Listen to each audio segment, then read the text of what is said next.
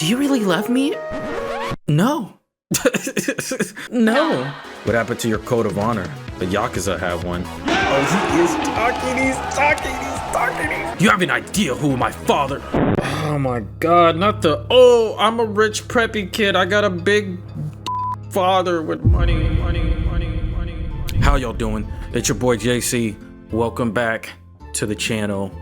Greetings. Privyet Kakti. I promised a lot of y'all that I was gonna do a lot of indie Russian games. Guess what? We're doing them. I don't even care about what think, we're doing them. And this has to be one of the most requested Russian indie games. I think this is a Russian or indie developer. Let me check real quick. Oh, would you look at this? It's from the creators of the legendary visual novel Everlasting Summer. Huh. It's not legendary. This little ugly demon creature. Right. Look, bro, if y'all have watched my Everlasting Summer series, that was a game that was up and down. In fact, I think somebody, shout out to you guys, there's a few people telling me, even shout out to Poner, that's my goat, you should play Everlasting Summer, the Pioneer story. Apparently it's some like extra DLC content, and apparently this is supposed to clean up all of the confusion, or at least make more sense, make the game more cohesive. Kind of like situation with Until Then. Like majority of the game of Until Then, you gotta play it over and over. You gotta play it after you play your first playthrough to really understand it. At least that's what I'm getting, which is just weird. Why would the end of the game or the DLC content explain all the confusion? Shouldn't that be already made, and then the DLC would just be extra content? I'm just saying. Either way, if you guys can point to me how to do that, we can get that going. But until then, that was not a pun. We're gonna be trying to play some more Russian indie games, so you guys, of course, continue the recommends, continue it. But this one, Love, Money, Rock and Roll, has probably, I don't even like the thumbnail. I don't even like what I'm looking at right now. It's probably, again, like I said, when I was doing Tiny Bunny, people consistently, even during Everlasting Summer, consistently was recommending me this game. So if this game is as hype as everyone is making it to be, I'm curious. Now, I only got the demo because I don't know if you guys want a series. If you guys want a series, you know the rule. I'll get the full game. I don't want to waste y'all time, and you certainly don't want to waste mine. I'm just curious. Let's see what's going on. I hope it's not a natural disaster. Okay. This is not what I was expecting at all. The logo looks so different from what the hell we're looking at in the background. I'm not gonna lie, y'all. All right. It gets a very VHS type of feel. Is this music copyright? I swear to God, if I upload this and this is copyrighted. Ooh, hold on. It's a little perk loop. Should I flip this? Yay or nay? Y'all let me know if I should flip this. All right, who cares about the damn menu music? 1987, goddamn. Goddamn, okay, hold on. Ooh, oh, hold on. Put your labia on the pedestal. Bruh. The following, Jesus. These falling sakura petals. Does anyone really find them beautiful? Ooh, does anyone really see a deep meaning in their world? Maybe this interplay of color, the purple velvet against the setting sun, does mesmerize. Back then, I must have thought the same as I watched the leaves fall. Maybe too much time has passed. I have forgotten. I have changed. Only the trees are still the same. They don't care. They came into the world before me, and they will yet outlive my descendants. They don't care for the beauty of their falling petals, their speed, direction, or angle. It's all the same to them. Why would they bother with such a... Yeah. Yeah, that makes sense. I don't even know what that means, but let's just... I ain't never seen that in the English dictionary. To them, this is nothing more than a routine change of the seasons. To me, though, it is a flood of memories. The tree in front of me now is exactly the same as it was that day. The day when I had something. I'm assuming that since this is a Russian game, there's gonna be some like errors and typo in translation. So we're just gonna have to bear with it, y'all. The day when it was too late to do anything. It's the same. The same are the petals, too, falling with perfidious indifference. They truly don't care. They don't care if one day a photographer makes an entire exhibition of their images, or if a pair of sweethearts falls even more deeply in love, enchanted by their ceaseless dance. That's how nature is. It's not how I am. Okay, who the hell is narrating this? I don't really care about your thoughts right now, buddy. The music's beautiful, but like, can you hurry this up, bro? Same as that day, a year ago. That day, the petals were falling off the trees as well. Back then, too, nature was lying down, not dying, no, but falling asleep to wake up again in the spring. Its fire of life rekindled. Sitting under this tree, I remember all the joy and all the sadness. Girl, do you really love me? No. No. Yes. Truly?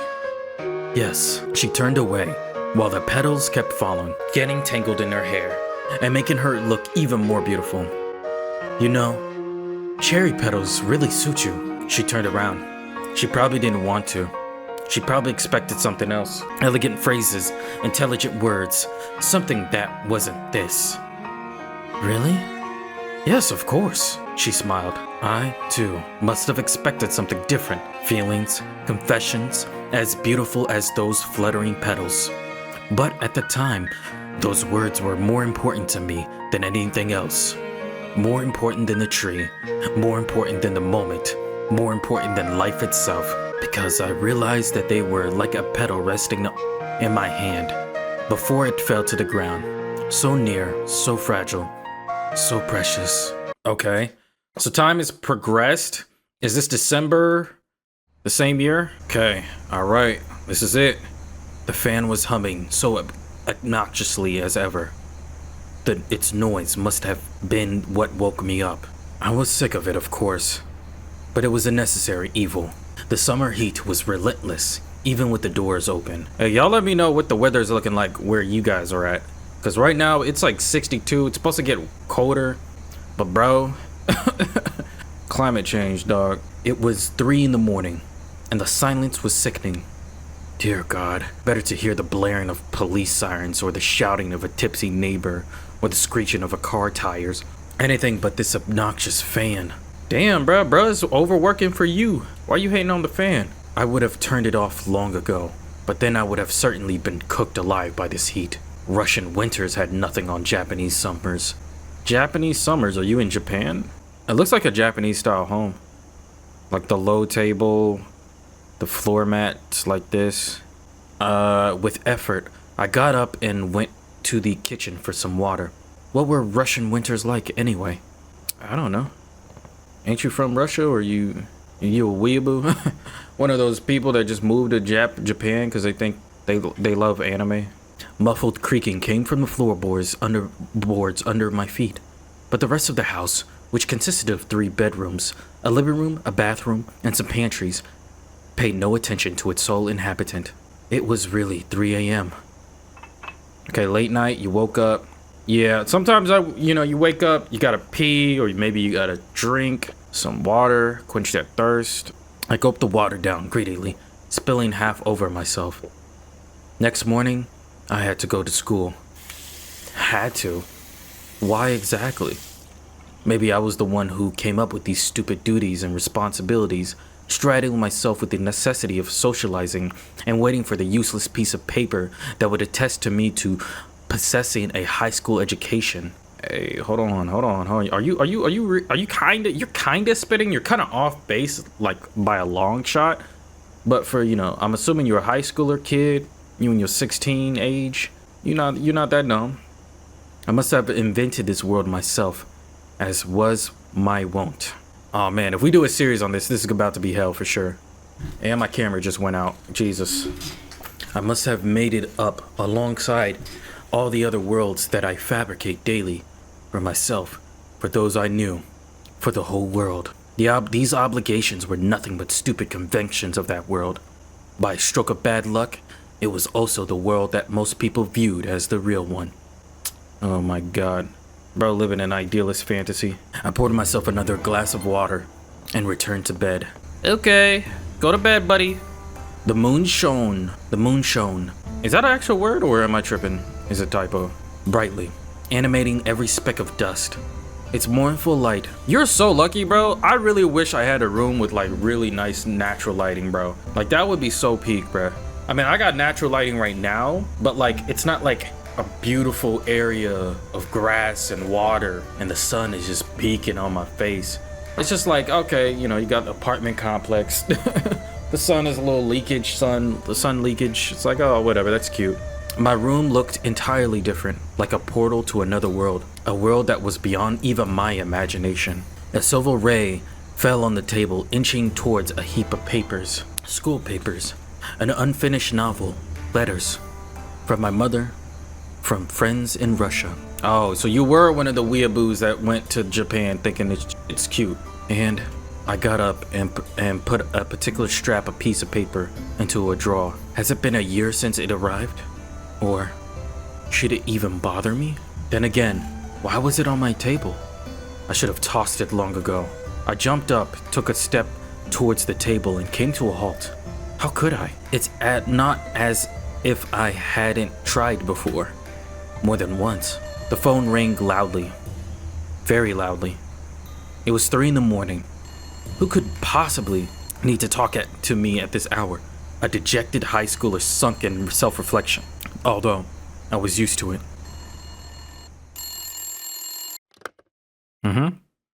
Hello? Hi. You're not asleep?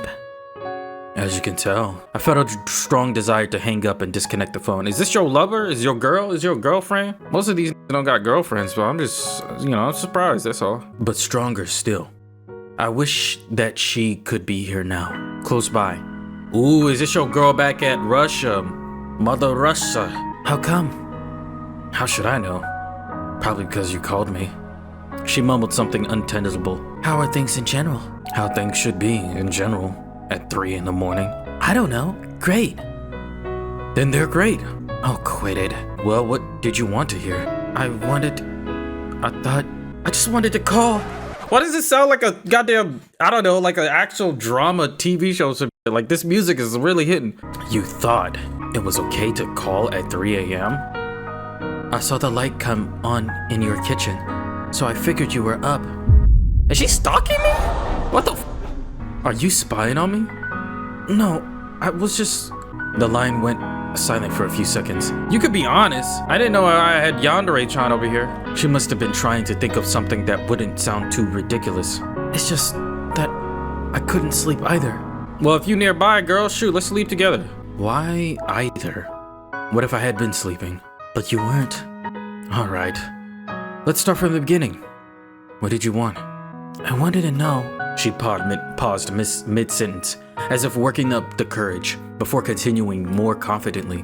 Are you coming to school tomorrow? What if I am? Then I'll come get you in the morning. Now that's just great. It's 3 a.m. and you're going to come by? When? In 3 hours? So we won't be late. You know what? I think I'm going to pass. Hey, you can't keep missing school. At this rate, you won't be able to graduate. And then you won't be able to find a good job, and then... She got entirely tangled up in predictions of my future. Oh well, no biggie. It won't be a biggie. Leave the door unlocked. In the morning, You have your keys. What does it matter if I lock the door? You gave her the keys to your crib? Oh, right. See you in the morning then. See you. I didn't feel like arguing. What was the point anyway? She would come and wake me up regardless. It's what she did almost every day. Why did I ever give her keys? Why did you give her keys? Are you just giving up?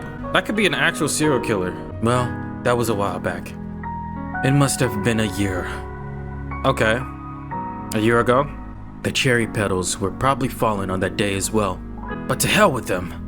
I made sure to set my alarm, so I'd be up before she came. Not that it mattered much, but this was getting old.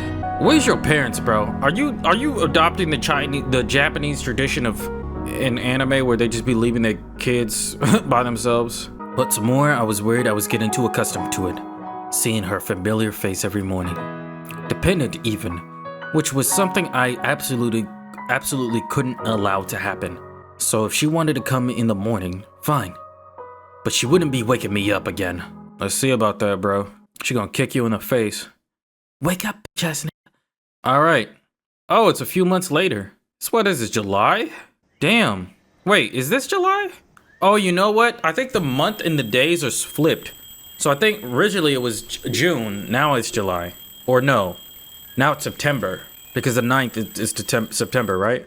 Or am I stupid? Bruh. Because if it was the next year, if it was July, then it would have been 1988, right? Since it was December originally, that's what I at least thought. Anyway, I'm confusing y'all. 100 bells chimed with 100 melodies in my head, announcing the morning. In that melody, there were cheerful chirping of the birds, the construction on a neighboring street, the boisterous shouts of street vendors, the damn fan that hadn't quit humming for a second, and the grumpy muttering somewhere close by. The fixed, oh my god, it's a pink-haired chick, oh my god, my eyes, The fixed gaze of large green eyes, the pounding lips, and the 2 red braids all informed me that I had slept in. What time is it? The girl picked up the alarm clock and shoved it in my face. But it's still early, I protested. The early bird gets the worm. This is Himitsu. I feel like I've known her my whole life. Or at least since my parents and I moved to Japan. Why did y'all move to Japan exactly? Her mother is Russian, although she divorced Himitsu's father when we were still children. Oh, what the hell? Did y'all see that? There's animation like that? Oh, shit. Okay, this actually looks way more smoother. I just realized the actual animation. Okay, enough lounging around. Time to get up, wash up, eat breakfast, and go to school. This is how most of my days start. Though after all these years, I've grown used to it. Incidentally, I forgot to introduce myself. Nikolai, a high school senior. Why is it always a high school boy? Like, can't we appeal to women or something? Nico-kun, Nico-kun, Nico-kun, nigga-kun, nigga-kun, nigga-kun, wake up, Himitsu's voice carried throughout the entire house, and it no longer felt quite so empty and lonely. I quickly showered and dressed and went into the kitchen. Okay. This house was really too big for one person. I mean, sometimes those Japanese houses are really like small. What's this like synthwave type ass? Alright, I'm back. Sorry. I had to take a couple of hour break. This house really was too big for one person. In fact, it was probably designed for a multi-generational family.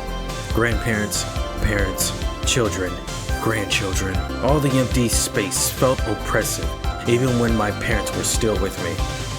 Now it feels like a museum or a library. Who in their right mind would want to live in one of those, especially by themselves? I mean, in a library or museum, the person who's there is probably librarian, right? They're getting paid. Bon appetit. Same to you. An omelet and several kinds of salads graced the table. I picked up a piece of cucumber with my chopsticks and lazily rolled it around the plate. Not hungry? But I can't live off grass like a rabbit. What? You're ungrateful. You got this girl making you food and shit, waking your stupid ass up.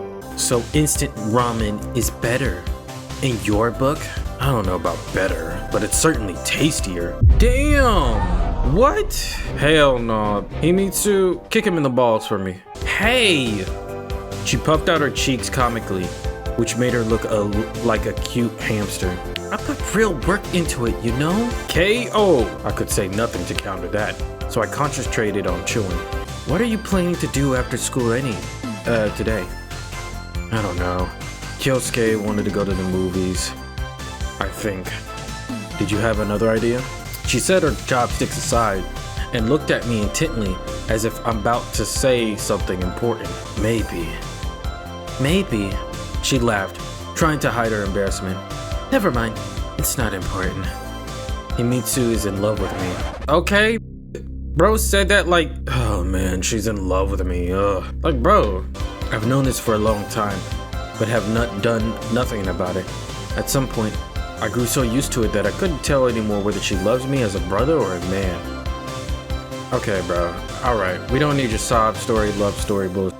To be perfectly honest, I didn't care one way or another. Oh my god. I don't know who wrote this, but y'all already pissed me off. Why'd you write this sob of a lazy ass who gets this chick to come in here, make him food, wake his ass up, get him on track, and love this, and all this does is complain, pout, and be like, This broad loves me out.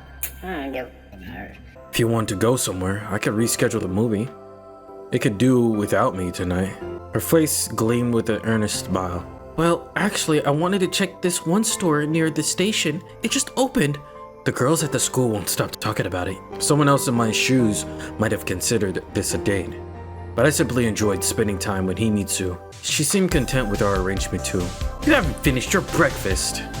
Nor did I plan to. I might still have to eat more grass for lunch. Why don't you ever make borscht or dumplings or something?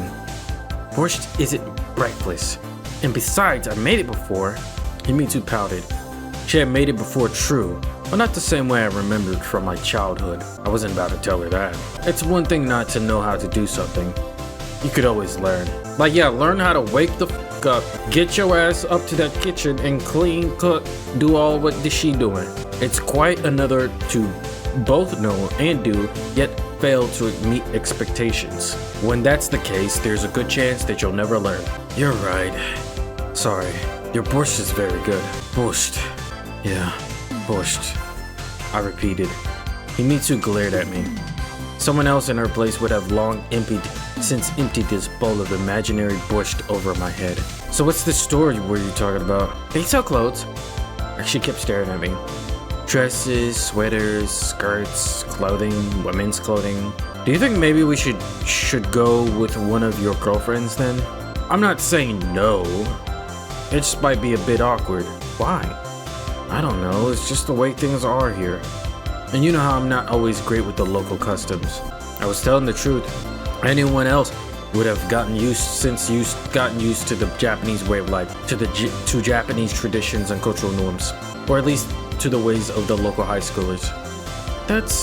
No one's gonna think anything. It's not like we're... Himitsu was now completely flustered, which was making her upset. I couldn't tell if she was more upset with me or with herself.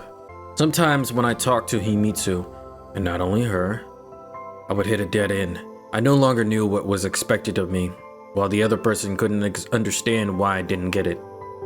In the end, the entire meaning of the conversation would end up buried under an avalanche of misunderstanding, which snowballed with every new remark. At such times, it was better to agree or to remain silent.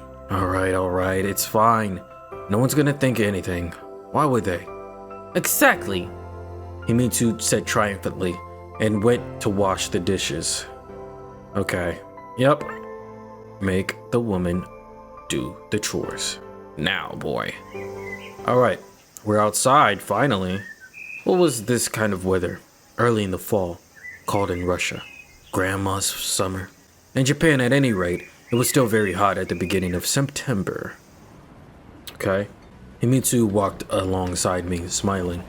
I occasionally glanced over at her, trying to figure out what was on our mind.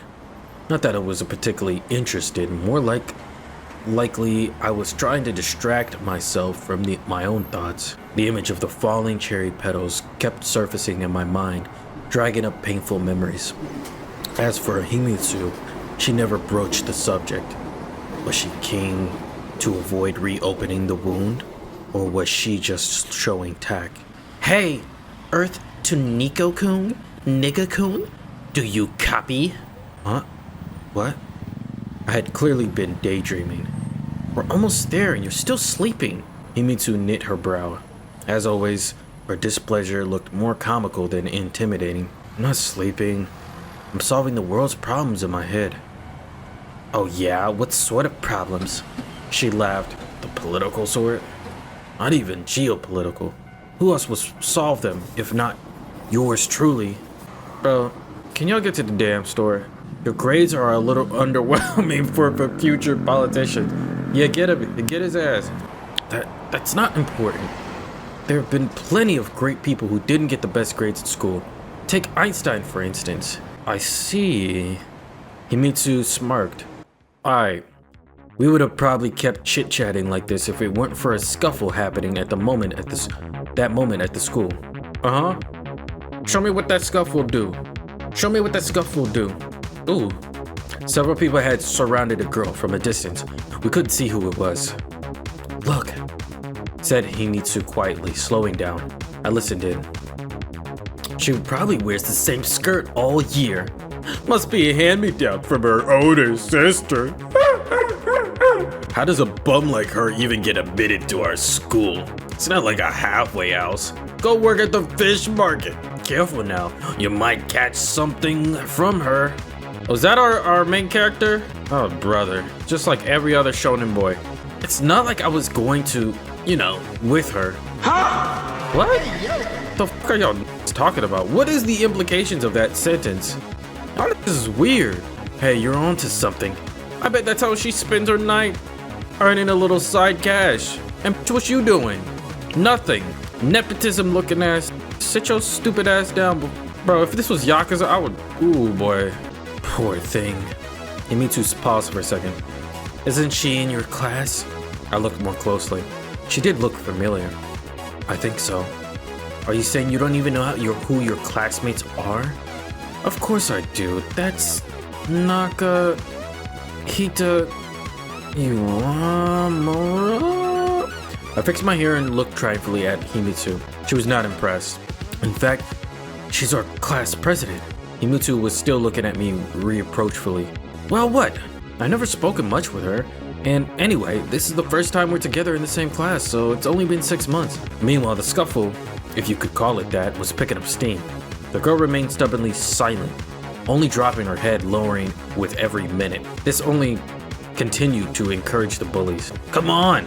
Who would pay money for someone like her? Except maybe a couple of 100 yen. The speaker made a show of opening his wallet, stuffed with bills, pulling out a handful, and waving them in front of Iwamura.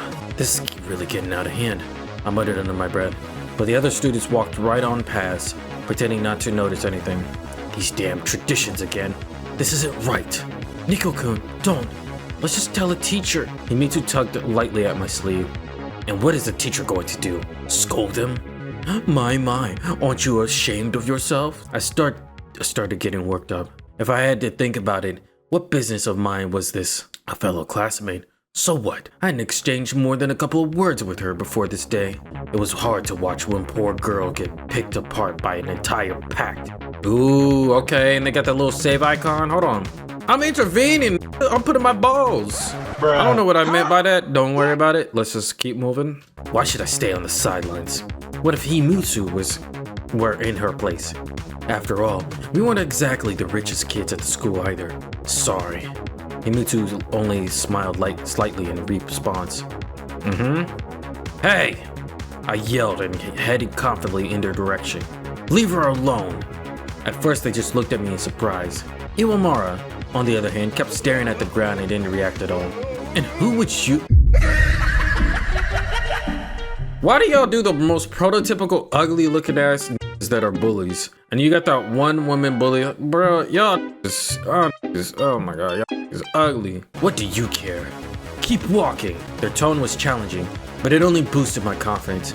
4 against 1. Don't you think that's a bit unfair? You want some too, is that it? What's up, bitch? I got main character syndrome, bitch. I put my foot and balls in your... What? I don't know what that means either. Ignore that. 2 guys from the group stepped forward, cracking their knuckles for emphasis. It would seem that they could do more than talk trash. What's the hero gonna do now? I'ma kick you in the balls. I don't give... This isn't a free fight, bitch. I'm survivalist, boy. One of them smirked. Yeah, what? To tell the truth, I didn't know either. I've been compelled to stand up for Iwamura by some kind of inflamed sense of justice, no more. Because here, you weren't supposed to act this way, and there, you weren't supposed to help your neighbor. But real life isn't a manga or anime. In real life, I had no superpowers. You're about to find out. I went up really close to one of them and froze. And what now? But the guy staggered back, clearly rattled. Who do you think you are? In the same instance, the second guy rushed up to me, clearly intending to shove me in the chest. My reflex kicked in before I could think. What's up? Ooh, yeah. Out swung my arm. Crack came the sound of the assailant's jaw. The world around me seemed to freeze.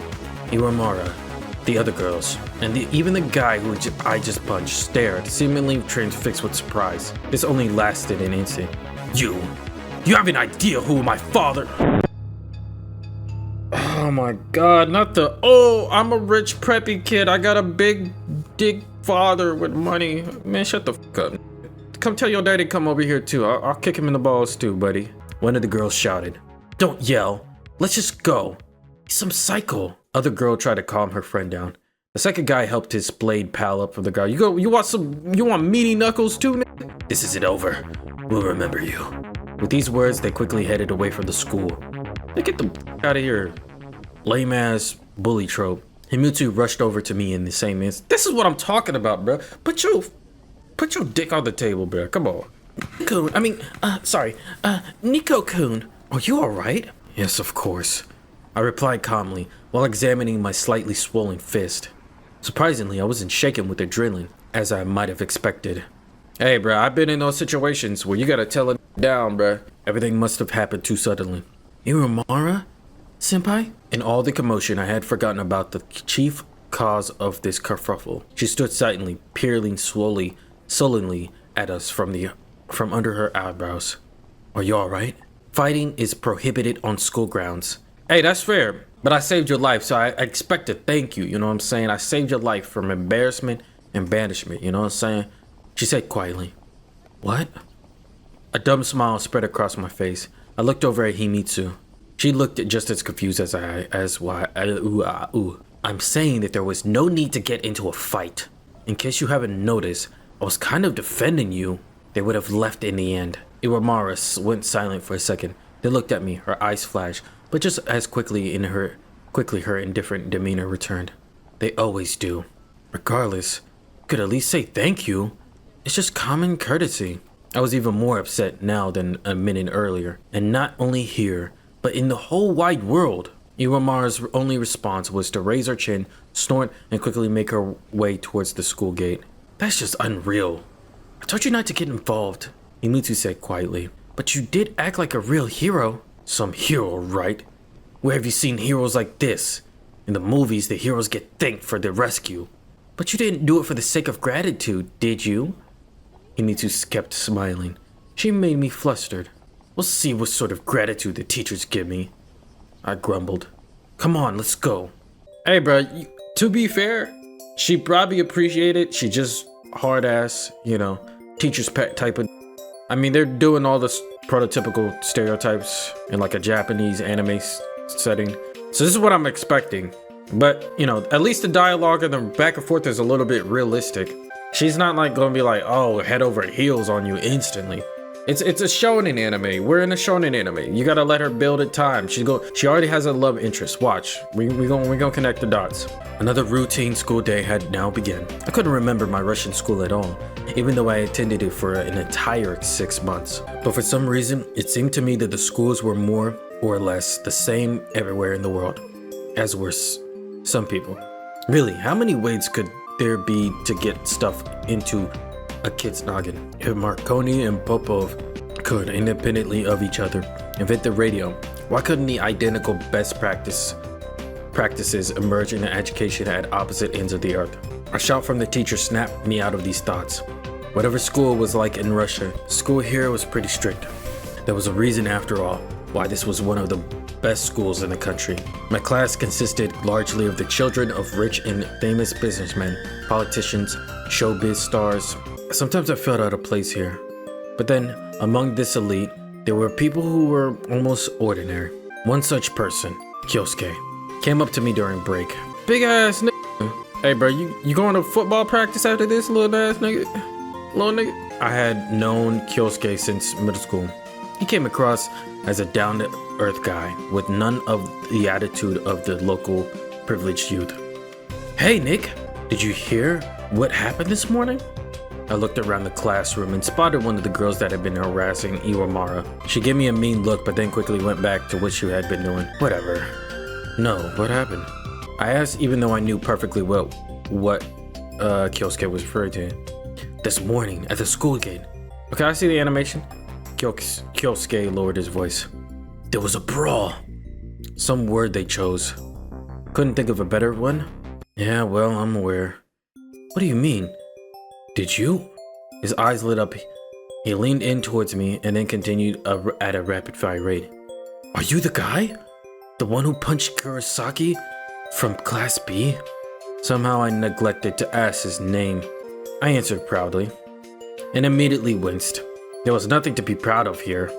Now everyone was going to gossip about what a dangerous bully I was. And no one was really going to remember what I had actually saved. That I actually saved a poor girl from harassment. Don't get the wrong idea. I was just defending. My eyes were scouring the classroom in search of Iwamara. Was defending, but she wasn't there. Was I really looking to her for proof of my heroic deed? For confirmation that I wasn't just a troublemaker? Well, anyway, I was defending a girl. A girl? Ooh. Kyosuke squinted. Don't know who she is. Anyway, what's it matter? It was a natural reaction, you know? Anyone in my place. I looked up at Kyosuke. Any decent person would have done the same. Uh-huh. Yeah, sure. Don't forget to introduce me to this mystery girl of yours. Okay. School bell. You see, he wanted to add something, but at that moment, the school bell rang. He didn't need to know that the girl was Iwamura. She had it pretty rough as it was. Then again, maybe part of the blame lay with her. The next lesson was contemporary Japanese. I've been in Japan for 10 years now. I speak the language fluently, of course, but writing still gives me a grief at times. When the break arrived, I rushed out of the classroom to avoid the continued conversation about the morning's incident. Kyosuke could be fairly pushy but persistent, but he didn't entirely lack tact, so I was probably being overly cautious. Okay, English was nice. It came much more easily to me. I spent the better part of the lesson gazing out of the sports grounds where a soccer match was taking place. Soon my thoughts took me far from school to the day when the cherry petals were falling. Fall was here, and that meant the trees would soon be shedding their foliage again. The color palette might have been different this time, but would my feelings remain the same? A couple more weeks, a month at most, and I would know. Feelings remained the same for who? The bell recalled me to reality, and my stomach started gurgling noisily. Didn't have breakfast today. Let's make a cafeteria run. You're always ready to chow down. Where there's a whole body, there's a whole mind. A lot of whole body, more like it. Hey, don't be fat shaming or I'll fat shame your mama. I was, however, really hungry. I didn't want to wait until lunch. Alright, let's go. Okay. The memory of Himitsu's healthy, balanced breakfast was still fresh in my mind. I wanted to eat something unhealthy but delicious. Sadly, food poisoning was not on the menu. Okay, you got jokes. Hey, bruh, McDonald's, Mickey D's ain't on the menu. I get that. The cafeteria, like everything else at this school, was first rate. I couldn't tell you if the food here was on par with the fare served at the world's top restaurants, as I hadn't been to one. But on the whole, I had no complaints. Besides, the menu had many European options. No borscht among them, of course. You just eat what you get, bruh. Cafeterias ain't supposed to give you a good meal, a tasty meal. We entered the cafeteria. Kyosuke was babbling on about some new magical girl anime. I couldn't call myself a huge anime fan, but I watched them sometimes too. Though on the scale of enthusiasm, I was far from Kyosuke, as Tokyo is from Moscow. Suddenly, bam! Something that jabbed me in the side. Not too hard, but enough to be felt. On top of that, I was dosed with a liquid. Oh shit. A girl holding a tray popped up from behind. Watch where you going, girl! It was dripping with orange juice, and while she gazed in bewilderment at the fruit of her labor. Hey, careful. I was more frustrated than angry. Nico like, bruh, this got it. He's like, man, fuck you. I don't give a fuck, bruh. Don't get in my way. Gotta have a little attitude, okay? She didn't react in any way. Instead, she just kept looking at me surprised. Finally, she seemed to come to her senses. You're the one who should watch where you're going. What? I was so taken aback, I smiled like an idiot and even retreated just a step. Meanwhile, the girl scowled and glared at me. I I said watch where you go instead of sleepwalking. You were actually the one who bumped into me. And why would I bump into you? I was lost for an answer. The girl was talking nonsense, but she was doing it so confidently that I couldn't help but question my own judgment. Why would I? How should I know? You're the one who bumped into me. Alright, you got me. It won't happen again. I snapped back and I was prepared to leave. Wait, she said quietly. You're, well, all wet. Why did you blush at that? Why?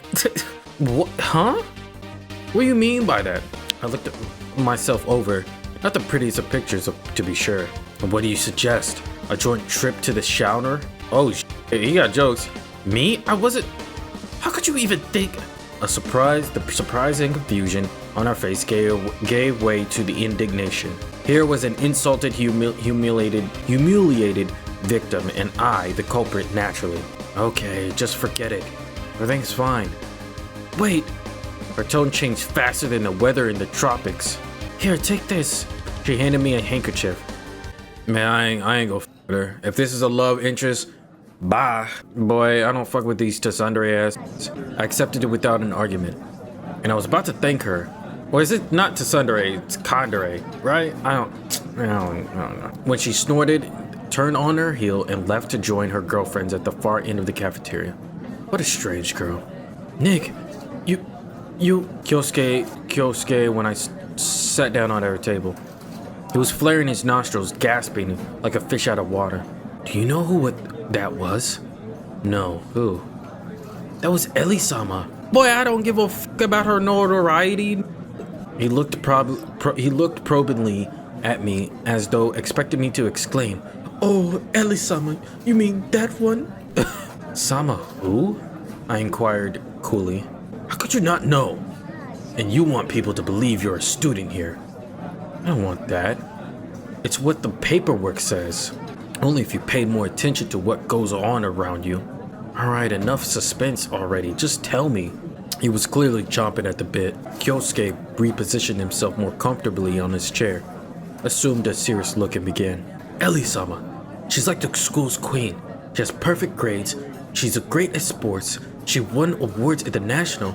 No, not even. The international level. I'm just really blazing. Not the interplanetary? What a relief. Why would anyone who considered it an honor to be acquainted with her? Man, f your fucking royalty blood bull. I don't give a f about her goddamn accomplishment. What that got to do with me? To have her spill a drink on you? Is that what you meant? Kyosuke ignored me and carried on. I give up my entire manga collection to have her start a conversation with me.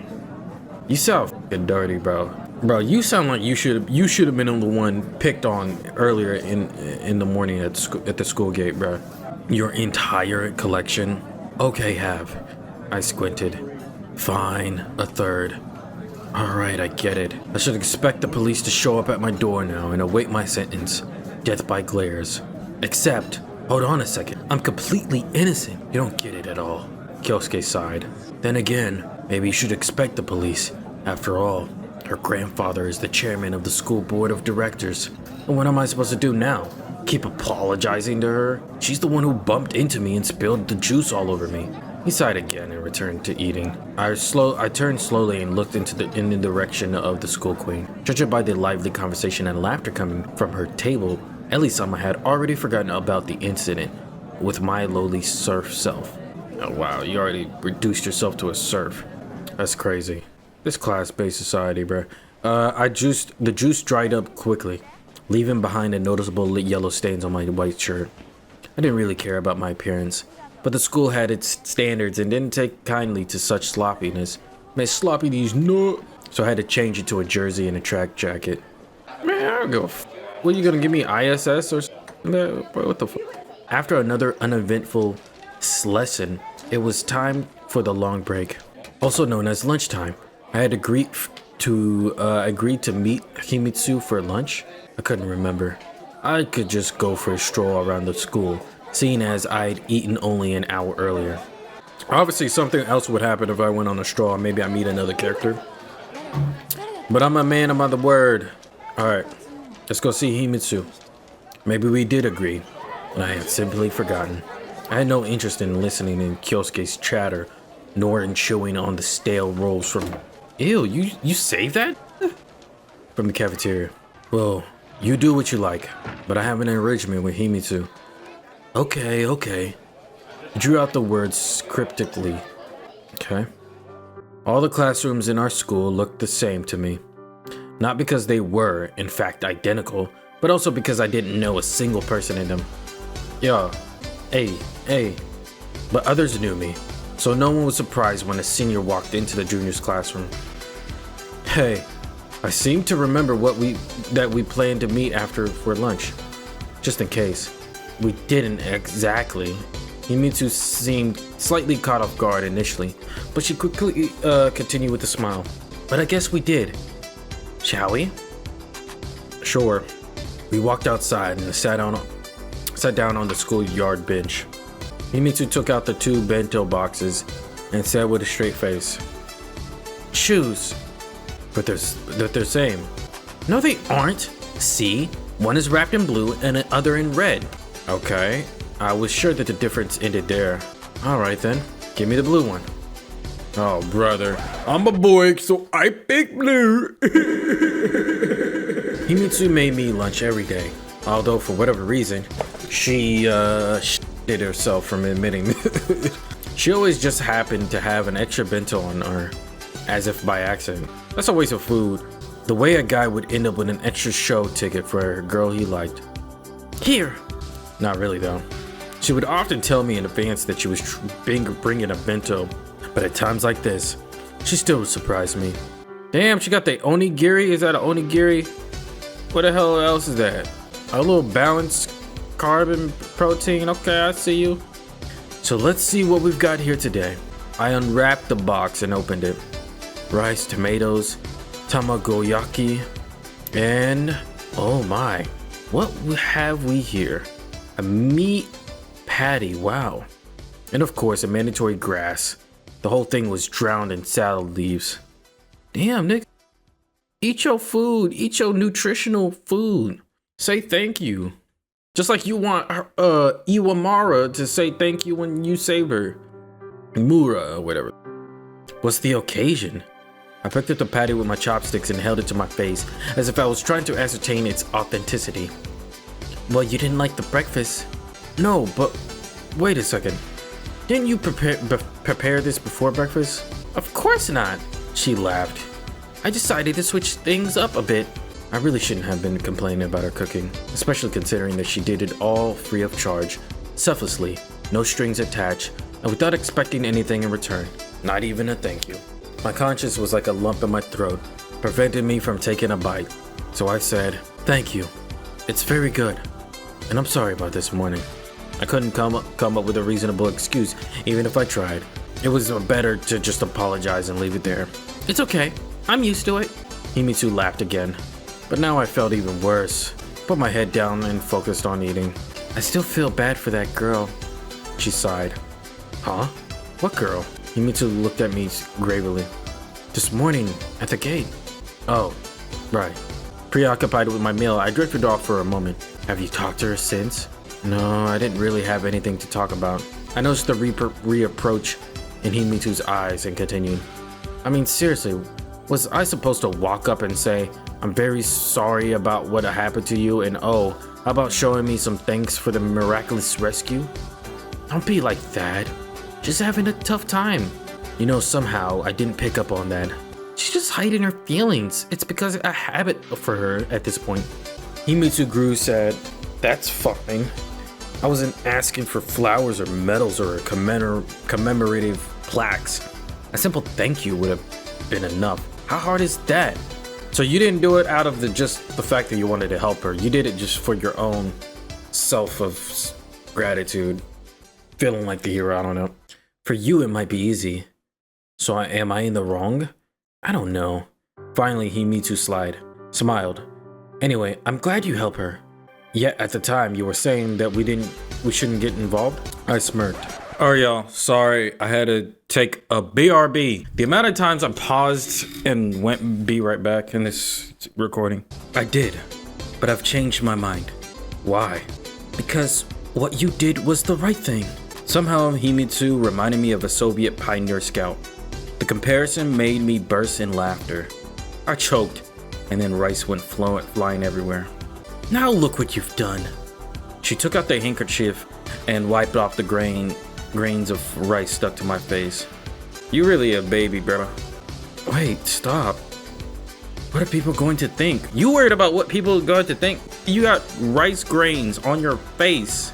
I was generally much more relaxed about this kind of thing than the Japanese.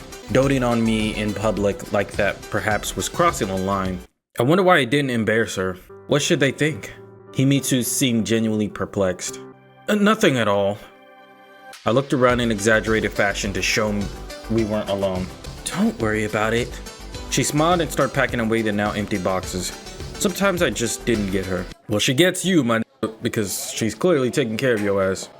And somehow she still likes you. I got back to the classroom just a couple of minutes before the bell. Kyosuke was sitting at my desk. Ooh, you heard that voice crack? Kyosuke was sitting at my desk, talking to another classmate. Hey there, Romeo. How was lunch? It was fine. I replied concisely, but for some reason, it still looked away. The school day was coming to a close. Worn out students had started counting off the minutes, but there was still one more class to go. Himitsu stopped during the break to remind me that we had agreed to go shopping after school. At first, I had trouble figuring out what she was even talking about. The teacher was trying, unsuccessfully, to call the class to attention, but most of the students were ignoring him. I mean, a lot of the students at the school were genuinely invested in their education and keen to learn, but a good halfway only sat through the lessons for the sake of their prestigious diploma. Why worry about trivialities like grades or detentions when your whole life is planned out for you in decades in advance? Settle down, the teacher kept repeating. Regrettably, you could not yell at them. Well, I yelled at him. All right, if you don't calm down, you're not going to find out that we have a new girl joining us today. Oh, here comes a transfer student. What else we need to mark off the bingo card? Instantly, the classroom plunged into silence, broken only by a few whispers. A new student? In the middle of the year? Is she cute? I wonder. I wasn't particularly excited. I was used to their constant gossiping, and I couldn't care less if the class gained another student since I didn't know the existing ones were very well to begin with. Come in. The subdued murmur rippled through the classroom, but I felt too lazy to even lift my head. Then I felt a strong shove in the back. Hey! I turned around and looked at Kyosuke. He sat there, mouth ajar. Who could the new kid be that even these overprivileged children would react like that? Oh my god, does she got aura? Hold on. Damn, even the music coming in. Look at the pedals. We in a classroom. I faced the blackboard. The classroom was a whirlwind of scarlet cherry petals. Does anyone really find them beautiful? But how? Why? Oh. Look, bro. She gotta have aura, bro. She gonna be the main, like, reoccurring protagonist for sure. The girl from my visions. This visitor from the past was standing just a few meters away from me. Well, go ahead and introduce yourself. My name is Catherine Winters. Actually, I know a few people here already. She quickly surveyed the classroom without pausing on anyone in particular. I look forward to studying with you. She deliberately distorted the standard Japanese greeting. Catherine Winters. So official. She also has her own theme, apparently. She had always been just Katya to me. Who the f are you talking about, bro? We don't know your pimp girlfriend in your dreams, bro. She was the one with who I had watched the petals fall. Oh, you're talking about the beginning of the beginning of the game. I got it. Then she moved away. She just left and never really gave a reason. She left me alone, breaking my heart and shattering my dreams. I should have been mad. Should have had hated her even, but I couldn't. Oh, how disgustingly trite and hackneyed it all was. Like I'd been trapped inside a second-rate shoujo manga. Can you please stop doing these references, bruh? You not in an anime, bro. You'll never be in an anime. This game wanna be in an anime so badly. Now she just needed glittering sparkles around her face and some wispy clouds in the background. I would wait for it. It was nothing I wasn't used to. Okay. I rubbed my eyes and pinched myself hard. Nope, not a dream. Hey, Nick, why is she back? Do you know something? Why haven't you said anything? Wait, is what he dreamed was... So his dreams are actually true? This actually happened in real life? Is this what the game is implying? Kyosuke was prattling on annoyingly behind my back. My world had contracted into a dark tunnel, with me at the one end immersed in total darkness, and her at the other, bathed in light. Except that waiting for me was at the other end was surely no paradise. So dramatic. Meanwhile, the teacher showed Catherine to her desk. She walked past me without so much as a glance. I was the last for words. Was I supposed to just jump up in the middle of the lesson and scream, "What are you doing here?" The classmates' initial astonishment had faded away in the meantime. Many did in fact know Catherine. She had been a student at this school before. The rest probably just hadn't expected to see a foreigner. After all, there weren't many of them even at our school. I doubted they considered me a foreigner. That is, if they were aware of my existence at all. Okay. I met Katya in my first year of high school. Somehow we ended up dating. She and I, rather incredible. Also, it wasn't a dream. Her mother had been working in Japan for quite some time, same as my parents. Time passed and everything seemed to be going well. Then one day, Katya told me we could no longer be together. Something about her mother getting transferred. I could probably accept that story. I could forgive and forget. But didn't it hurt her even a little? What? Was I just a coworker or someone you simply cut ties with when you transfer to another office? Why? Should we had an office farewell party? I could have stocked up on gifts. I'm sorry. Goodbye now. Cold, hollow, everyday words. And after all, she was just going to show up in my class? Nice to meet you. I look forward to studying with you. Seriously? Was there not another school in all of goddamn Tokyo? I couldn't believe it. But still, somewhere deep inside, an ember of hope remained. What if she came back because of me? And that's the reason that she's here right now. Right. Hope springs eternal. I was watching the seconds go by slowly on the clock. Talk to her. I had to talk to her. The bell at last. I worked up the courage and... Okay, you gonna talk to her? She floated right past me, heading for the door. Had I been too slow? Too indecisive? What did it matter now? Hey, Nick. Are you asleep or what? Kyosuke's words seemed to come from afar, as if from another world. But what was I going to say to her? Hi, long time no see. How are things? Anyway, hadn't she approached me first? Was she scared? Shy? Nonsense. That wasn't like Katya at all. Then she must have not wanted to talk. Kept on saying Katya. Isn't that a Russian name? Is she from Russia too? I knew her too well. Kyosuke was shaking me frantically and muttering something, but I was ignoring him. Nico-kun. A new voice. Nico-kun! Himitsu. I lifted my eyes and looked somewhere past her. Earth to Nico-kun! Do you read me? I snapped back to reality. Yeah, what is it? You've forgotten again, haven't you? She was pouting comically. I knew you would, so I decided to come fetch you. What did she want with me? Fetch me? For what for? Oh, right. We had made some kind of plans. But what did that matter now? Catherine had left and she was moving further away with each passing second. Bro, you will get the chance to talk to her, bruh. Man, she screwed you over. Why are you giving her time, bruh? Let her come to you. Maybe the distance between us now was far greater than all the miles of the Pacific Ocean. I had no idea what I was going to say her. I had long been secretly hoping to get over her, to let go and move on with my life, and now this. Regardless, I still had to make a decision. If I was going to run after her, I had to get going.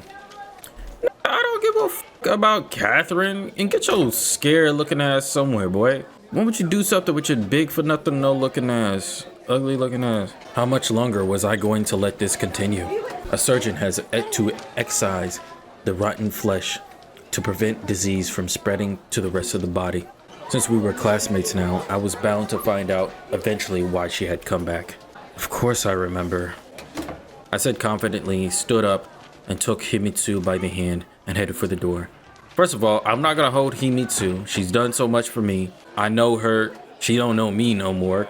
Speaking of Katya, who gives a hell? I'm sure we'll get our time to talk and meet each other again. But I got business, bruh. I ain't worried about that. I ain't worried about my ex.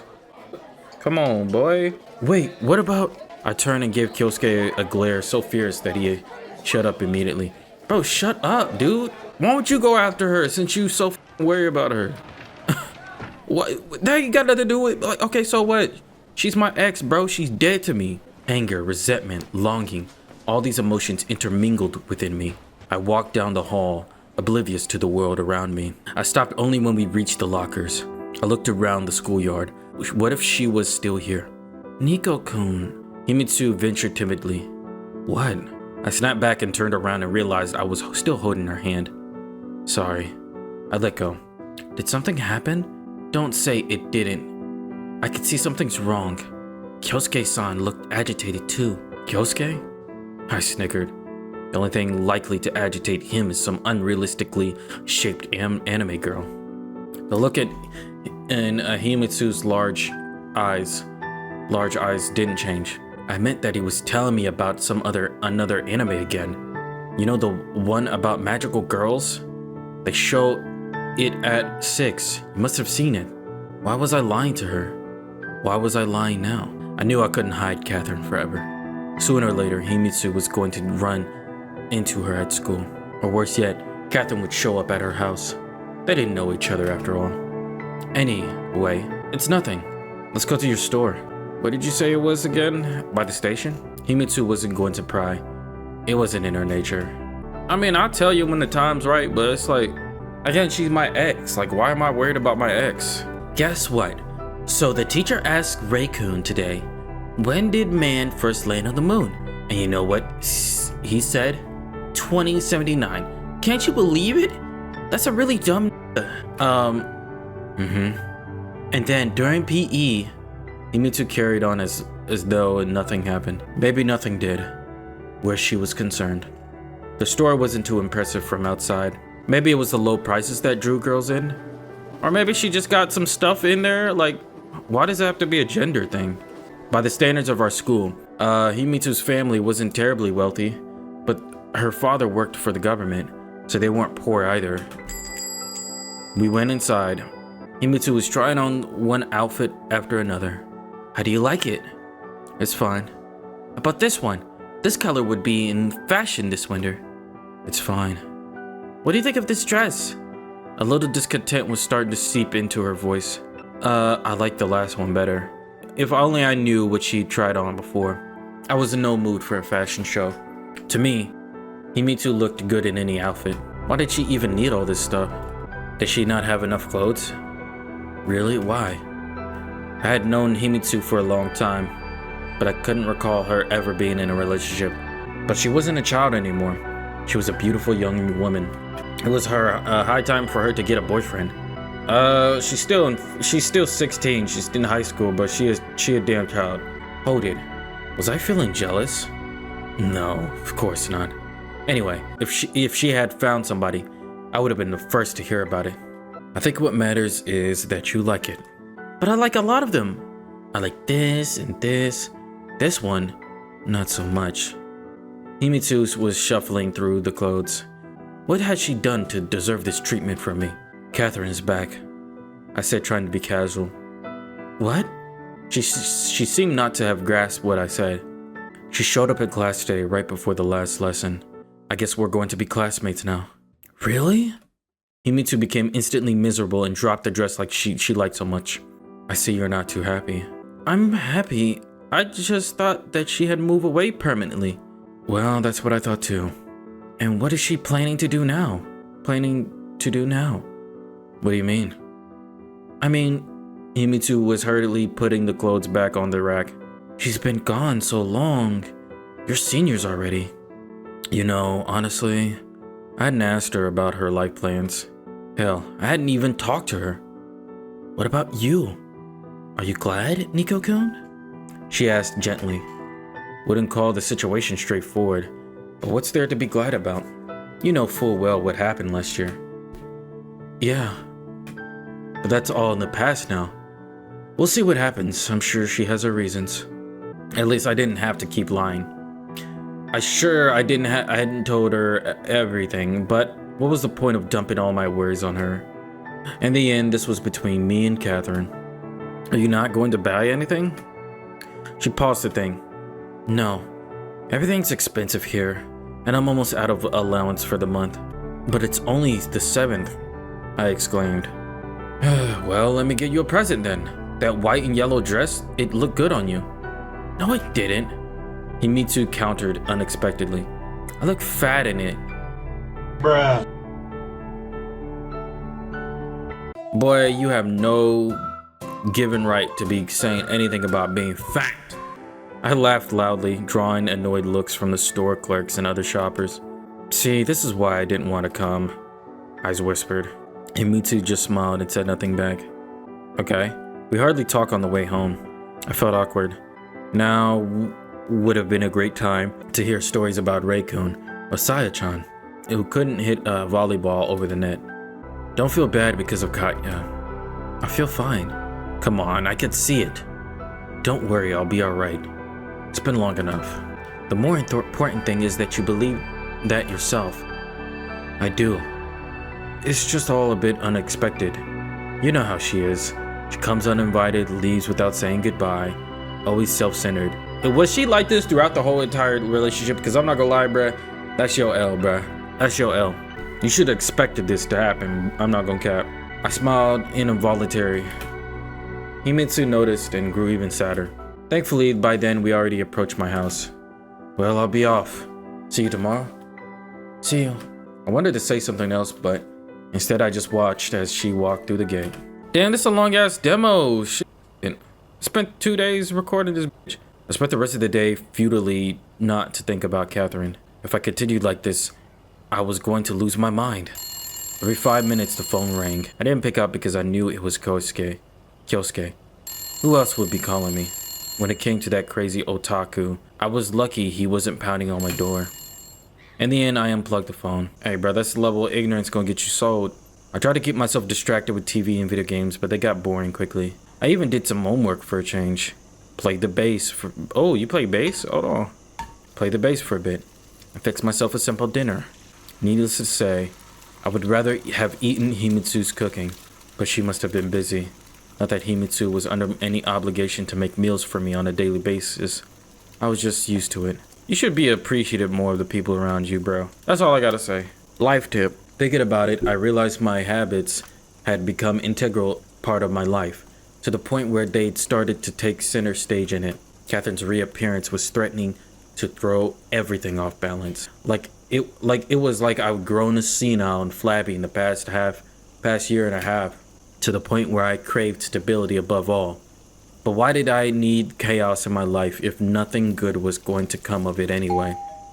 Suddenly the doorbell rang. It was probably Himitsu, but at this hour, I slowly made my way towards the door. But halfway through, it struck me. Why would Himitsu need to use the bell? Then it had to be Kyosuke, although it was definitely late for him. Evening routine for my well-fed friend was anime followed by bed. But whatever. But there was nobody at the door at all. I looked around and walked outside, but the street was empty. Stupid pranksters. Yet someone had definitely been here. As on the way back, I discovered a note on the doorstep. Note read, Nikolai-san, be careful. You are in grave danger. Certain very powerful people linked to your father are after you. This is not a prank or a hoax. Bitch, I don't give a fuck about your wake ass threat. If you're gonna do something, you should have done something. Shot damn bullet holes through my damn house. But you didn't do that. You left a note. You not real, you pussy. You delicate, you soft. Charmin, ultra soft pillow looking ass. Yeah, sure. Next in order would be a busty magical girl in my living room ready to perform my every command. Kyosuke, I shouted. This isn't funny. And why bring my dad into this? My parents. The incident. They fled the Soviet Union when I was 7. In Japan, they worked as regular engineers of Kobayashi Corporation. After they passed, they had the option of going back to the USSR to live with my relatives. But I ended up staying since I lived in Japan for most of my life. My father's friend had to take care of the legal formalities while his bank account kept me from starving. Kyosuke. I called out less confidently this time. The only reply I got was from a neighbor who barked at something about being at nighttime and my yelling. Maybe it wasn't Kyosuke. But then who? If the note was a joke, its author had failed to deliver the punchline. And what if there was a simpler explanation? What if it was for real? I twiddled the note between my fingers. It was an ordinary piece of notebook paper, carefully clipped. The words were Japanese, written in a steady hand, although spelling left something to be desired. Why write by hand at all, I wondered. Wouldn't it have been simpler to type out the message? Or in a pinch, clip my words from newspaper and assemble it in a note way, blah, blah, blah, blah, blah. I mean, that's just more to work. Like, and even you gotta print out the thing that you type, right? That's probably more work. At least I could rule out Kyosuke. I would have recognized his handwriting. You're in grave danger. Linked to your father. What if it was those punks? Just because their parents were loaded didn't mean they had A's in Japanese. Or maybe Eli-sama's servants had decided to take revenge for the cafeteria incident. No, that was ridiculous. Ultimately, who would bother with a regular Japanese student? And why now, of all times? Right on the heels of Catherine's return too. To be honest, I couldn't remember how good Catherine's Japanese grades were. I couldn't remember her handwriting either. But I knew she spent considerably. Catherine had been a decent but not a straight A student, and after a year and a half without practice. At any rate, she was the prime suspect now. It didn't even occur to me to ask why. Her motives had been stopped making sense to me long ago. Either way, I had to try to find some answers at school tomorrow. But now it was time for bed. I hadn't felt so worn out by the end of the day in a long time. But sleep wouldn't come. I kept tossing and turning and getting mad at myself for it. Meanwhile, the clock ticked past midnight. I flinched and perked my ears, perhaps. I imagined it. Not again. I hopped out of bed, scanning the room for anything else I could use to defend myself. A base wouldn't do. I walked up to the door on stiff legs and asked in a shaky voice, "Who is it?" "Nico-kun." I breathed a sigh of relief, opened the door. "Do you know what time it is?" "Sorry, but your phone was off." "So, is that a reason to turn up here in the dead of the night?" "No, but I tried calling several times. I wanted to know if you're going to school tomorrow." "You're so concerned about my attendance. You shouldn't wake me in the middle of the night." "I'm sorry." Suddenly I felt bad. Himitsu was just being herself while I was taking my problems out on her. Does she live next by, like nearby, like next door or something? She wasn't the one who brought Catherine back or left the note. No, it's my fault. I should be apologizing. It's been an awful day. I mean, it's been a tough day, very busy. And I was already asleep. Trying to sleep at any rate. Okay, I'll be going then. Good night. I shut the door behind her and returned to bed. If today was tough, what would tomorrow be like? Okay, so someone threatened you. You had suspicions, good suspicions on Catherine. I get it. Okay, alright. This is a long ass demo. I'm not gonna cap to y'all. 100 bells chimed with 100 melodies in my head announcing the morning. That melody were cheerful chirping of the birds, the construction of an on a neighboring street, the boisterous shouts of street vendors, the damn fan that had quit humming for a second, and the grumpy muttering of somewhere close by. A fixed gaze of large green eyes and the pouting lips, the two braids. Hold on, this already happened before. I jumped out of bed, stared in bewilderment at Himitsu, and blurted out, "What day is it today?" "Tuesday?" She replied, frightened. "What's wrong?" "Tuesday, huh? Well, Tuesday it is." I scanned the room meticulously.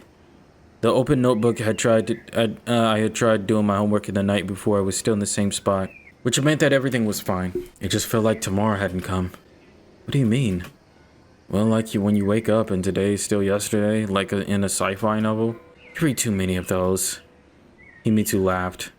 Things did seem to be running their normal course. Except for, a death threat or some shit.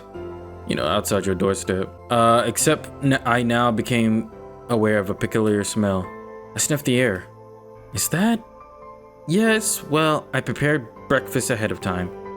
A big pot of borscht sat on the stove. Good lord, but why? Didn't you ask for some yesterday? No, I didn't. I just mentioned it in passing. It was a joke. Well, you know what? She said menacingly.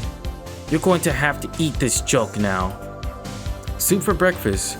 Now, that was certainly unorthodox. Himitsu had outdone herself this time. I suppose I'd let drop. Wait, what? I'm not gonna read that.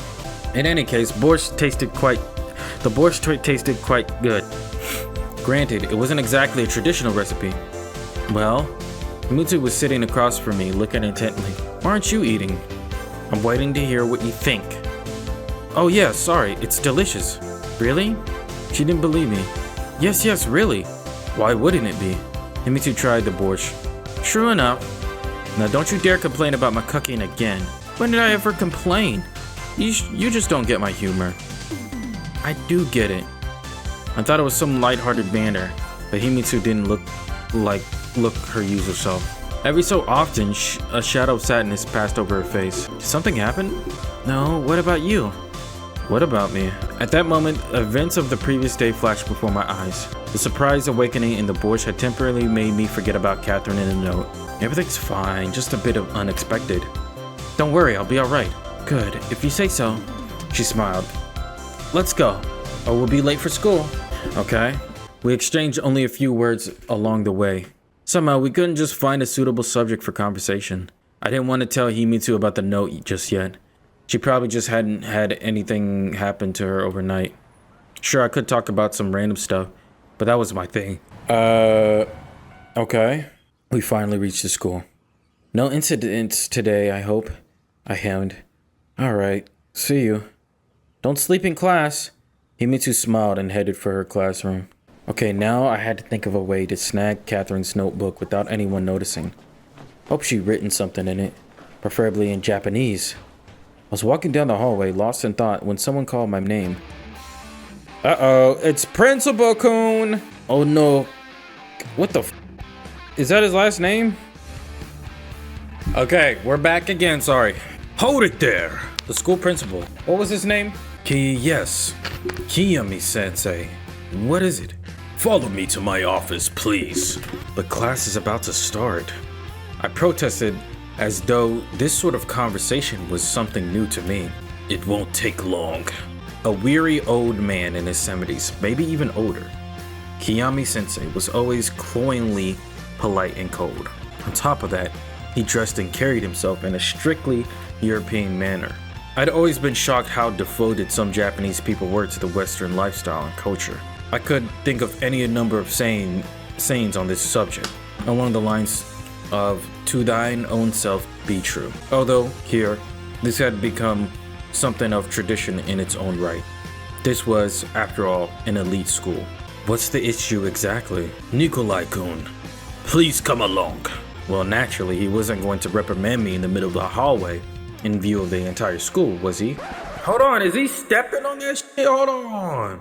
Yo, my got that shit on, dog. Okay, I see Nico. Okay, the all white with the. Hold on, that's kind of fire. I ain't gonna lie, you stepping on it. Is this the regular school drip?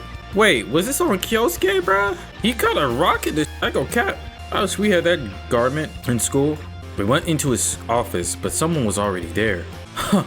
Well, if it isn't Ojo-sama herself, standing next to the principal's desk, was in fact Ellie-sama. Ah, the bore from yesterday. She seemed equally surprised to see me here. Yesterday's cafeteria incident came back to me in vivid detail. The madam did give me a handkerchief in the end to wipe myself. I tossed it in the dirty laundry at home. Whoops. I needed to return it. Let me guess. You're a frequent visitor here? Can you let the principal talk, bro? I'm tired of hearing you. She asked sarcastically. Well, I certainly didn't expect to find myself groveling at your grace's feet today. That will be all, Kobayashi-san.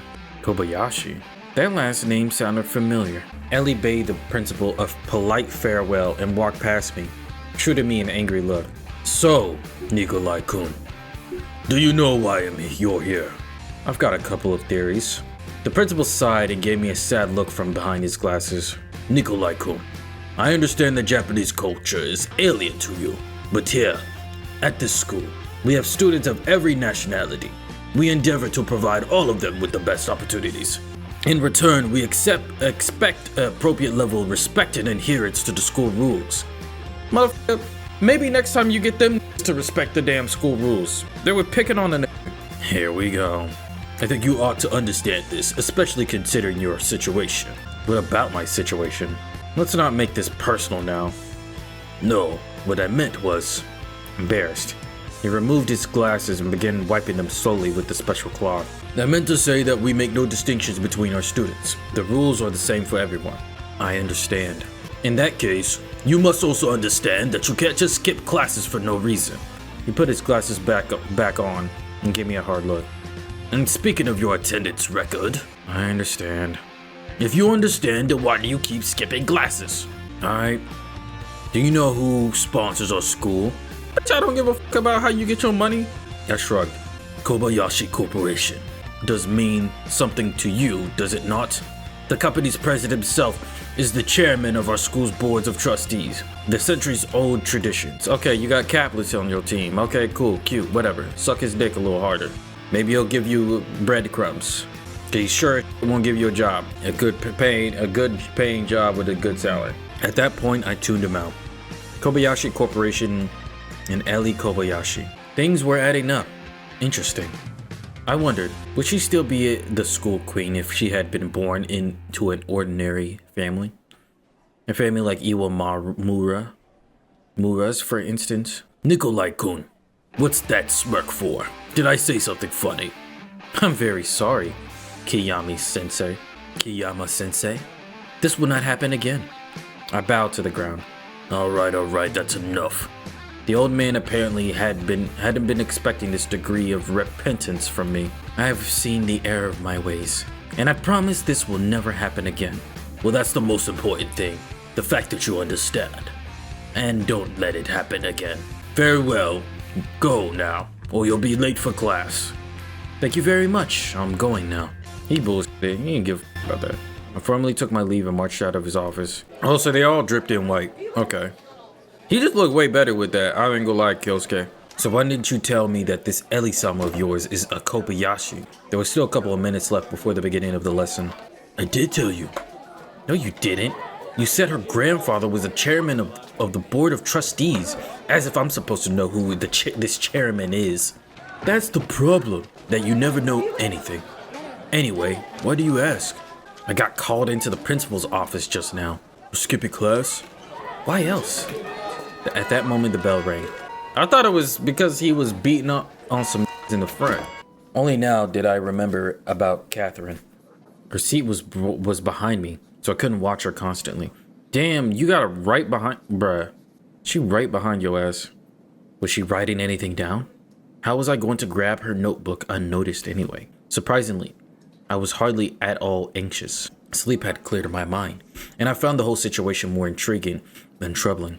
The closing bell finally rang. Catherine got up and left the classroom. This was my chance. I slowly approached her desk, trying to look as inconspicuous as possible. I glanced around. My classmates were all minding their own business. I leaned down, opened the notebook, flipped through the pages. No, the handwriting was completely different. But how? Why?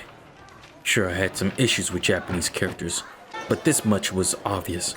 Catherine did not write yesterday's note. Nikolai-kun! I stood at attention, caught exposed in disgrace. Go to the teacher's room with Iramura-san and bring the printouts for the next lesson. That was close. I looked at Iwamura. She stood nearby, staring indifferently out the window. Right now, I only wanted to get out of the classroom as quickly as possible.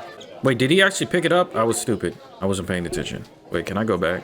Okay, so Catherine didn't write yesterday's note. Okay, that's the important bit. Hi.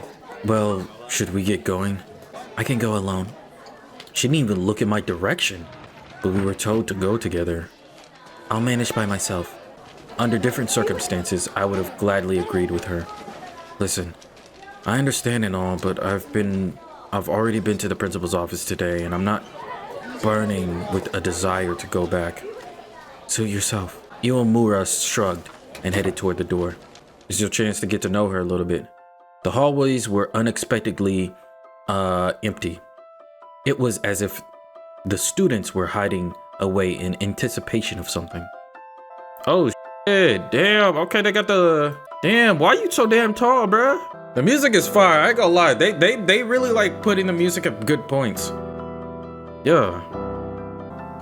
La la la la la la la la la la la. Hey, hey, hey. What you doing? What you doing? Who you fooling? Who you fooling? Where we at? Where we at? Where we at? Where we at? Throw your peas up. Throw your C's up. Throw your peas up. Throw your C's up. Throw your peas up. Throw your C's up. Walked in silence. This was how she was acting after I defended her a day earlier. The awkward silence desperately demanded a conversation to break it. So, do you have to walk like this often? I couldn't think of anything better to say. She raised her eyes and looked at me in surprise. That was a first, so I had achieved the desired effect after all. Well, of course, I'm the class president. Oh yeah, right. Sorry. Silence again. It's just that we've never really talked. I don't even know your first name. Why do you need to? It's only natural. Here, I'm Nikolai. This visibly embarrassed Iwamura, who seemed to be hesitating with her answer. In Japanese culture, addressing someone by their first name is a sign of close, possibly vulgar familiarity. This was especially true in our case, but I didn't bother with all these conventions. Kagome. Oh, she gave you your first name? Oh, congrats, bro. Congrats. It's a first name. Congrats. Kagome, she said quietly. What? Really? A loud burst of laughter escaped my lips, spooking several passing girls who went as far as around us as they could. What's so funny? Kagome frowned. Nothing. It's just, well, you know. It's a weird name. Dude, this is probably my favorite track. This hitting, bro. The chord progression is nice. Nothing, it's just, well, you know, it's a weird name. No weirder than yours. What? What's wrong with my name? It's a normal name. Nikolai. Nicholas, if you prefer. Or Nick. You're all the same. She was starting to get worked up, it seemed. Who's we? Gaijin? No, the local morons. How rude. Kagome snorted and turned away. Listen, you have a problem with me. I think you have a problem. Man, leave this hoe. Oh, really? And what is it? I'm curious. Who's that new foreigner? I opened my mouth in surprise. Why would she be asking about that? Why? You've been staring at her non-stop for 2 days now. What the hell? How do you know about that? Have you been spying on me? I'd have to be blind not to notice. She responded, unfazed. That's really none of your business. Of course it's not. Kagome smirked. But neither is my life any of yours, so why are you prying? She had a point. Oh, this is a point, crucial point. Say she's someone you used to know. Say the two of you used to date. Say you don't know her. Ooh, do we let her know?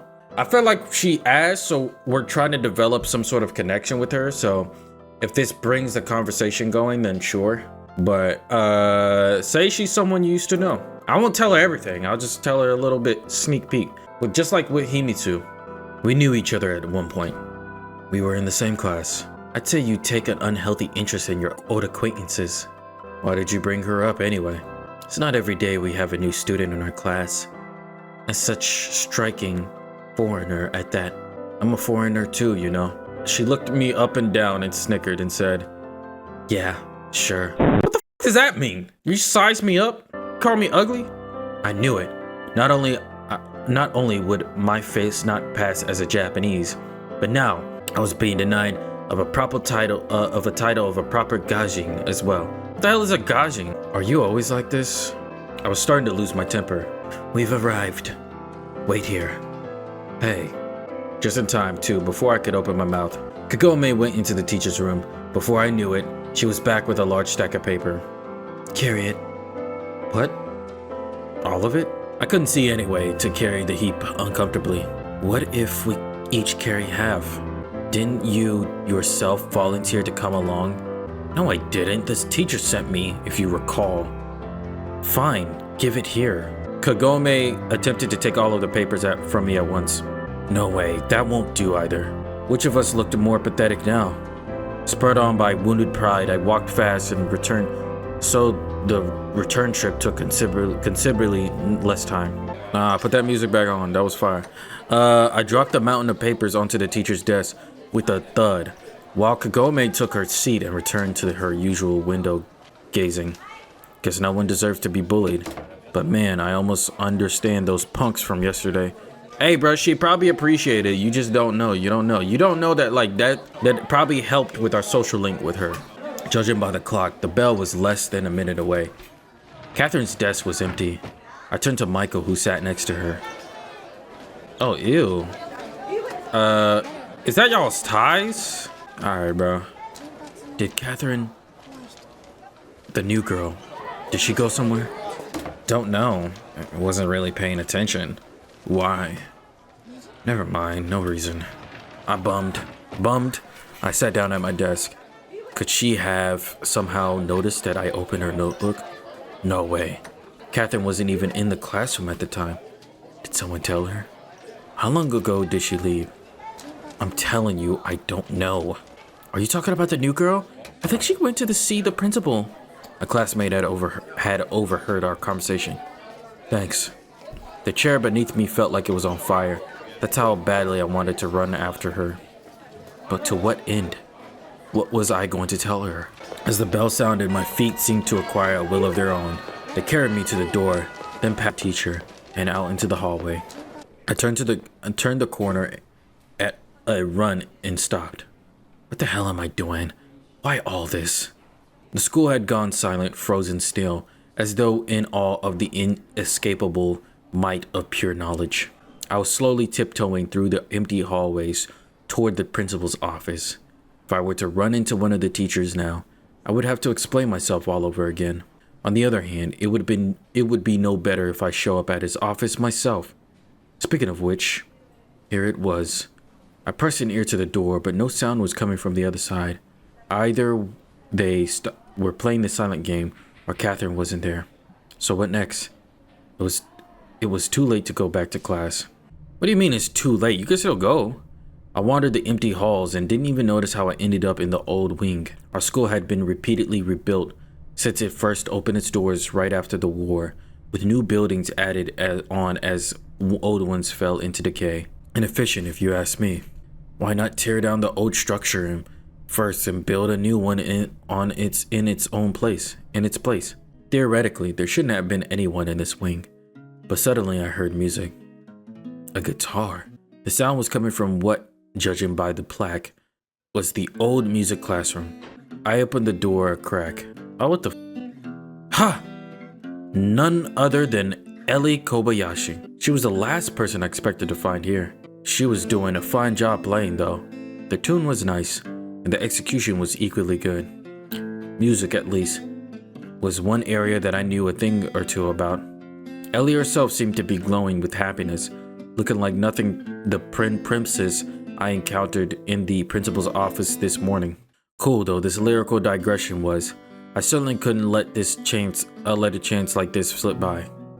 Well, who do we have here? The guitar went abruptly silent. My applause was the only sound interrupting the silence that had descended on the place. Oh, Joe-sama, I didn't know you played the guitar too. Many emotions flickered across her face. Embarrassment, surprise, annoyance, resentment. You, please, pay no attention to me. Carry on. You, what are you doing here? I followed a beautiful siren song. But I could never imagine it would be you, Ojo-sama. Enough! Ellie blurted out, stood up abruptly, and froze, as if not knowing what to do next. Hey, come on, don't be upset. I just didn't realize you play the guitar. Somehow I wouldn't associate you with this instrument. Now the violin, maybe. I can play violin too. She cut in. Really? Well, that's cool. And why aren't you in class? It's no mystery why I'm skipping. What about yourself? I'm not skipping. We have a break. All right. I smirked. You don't have to make excuses to me. I'm not making excuses. You, on the other hand, should watch your behavior. What were you doing at the principal's this morning? Drop by for a cup of tea. In any case, it's none of your business.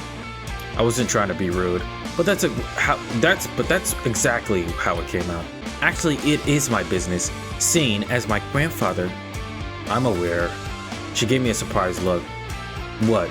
Is it a secret? No, of course not. Even so, suddenly we heard voices in the hallway. Hide! Ellie whispered anxiously. Why? You're on a break.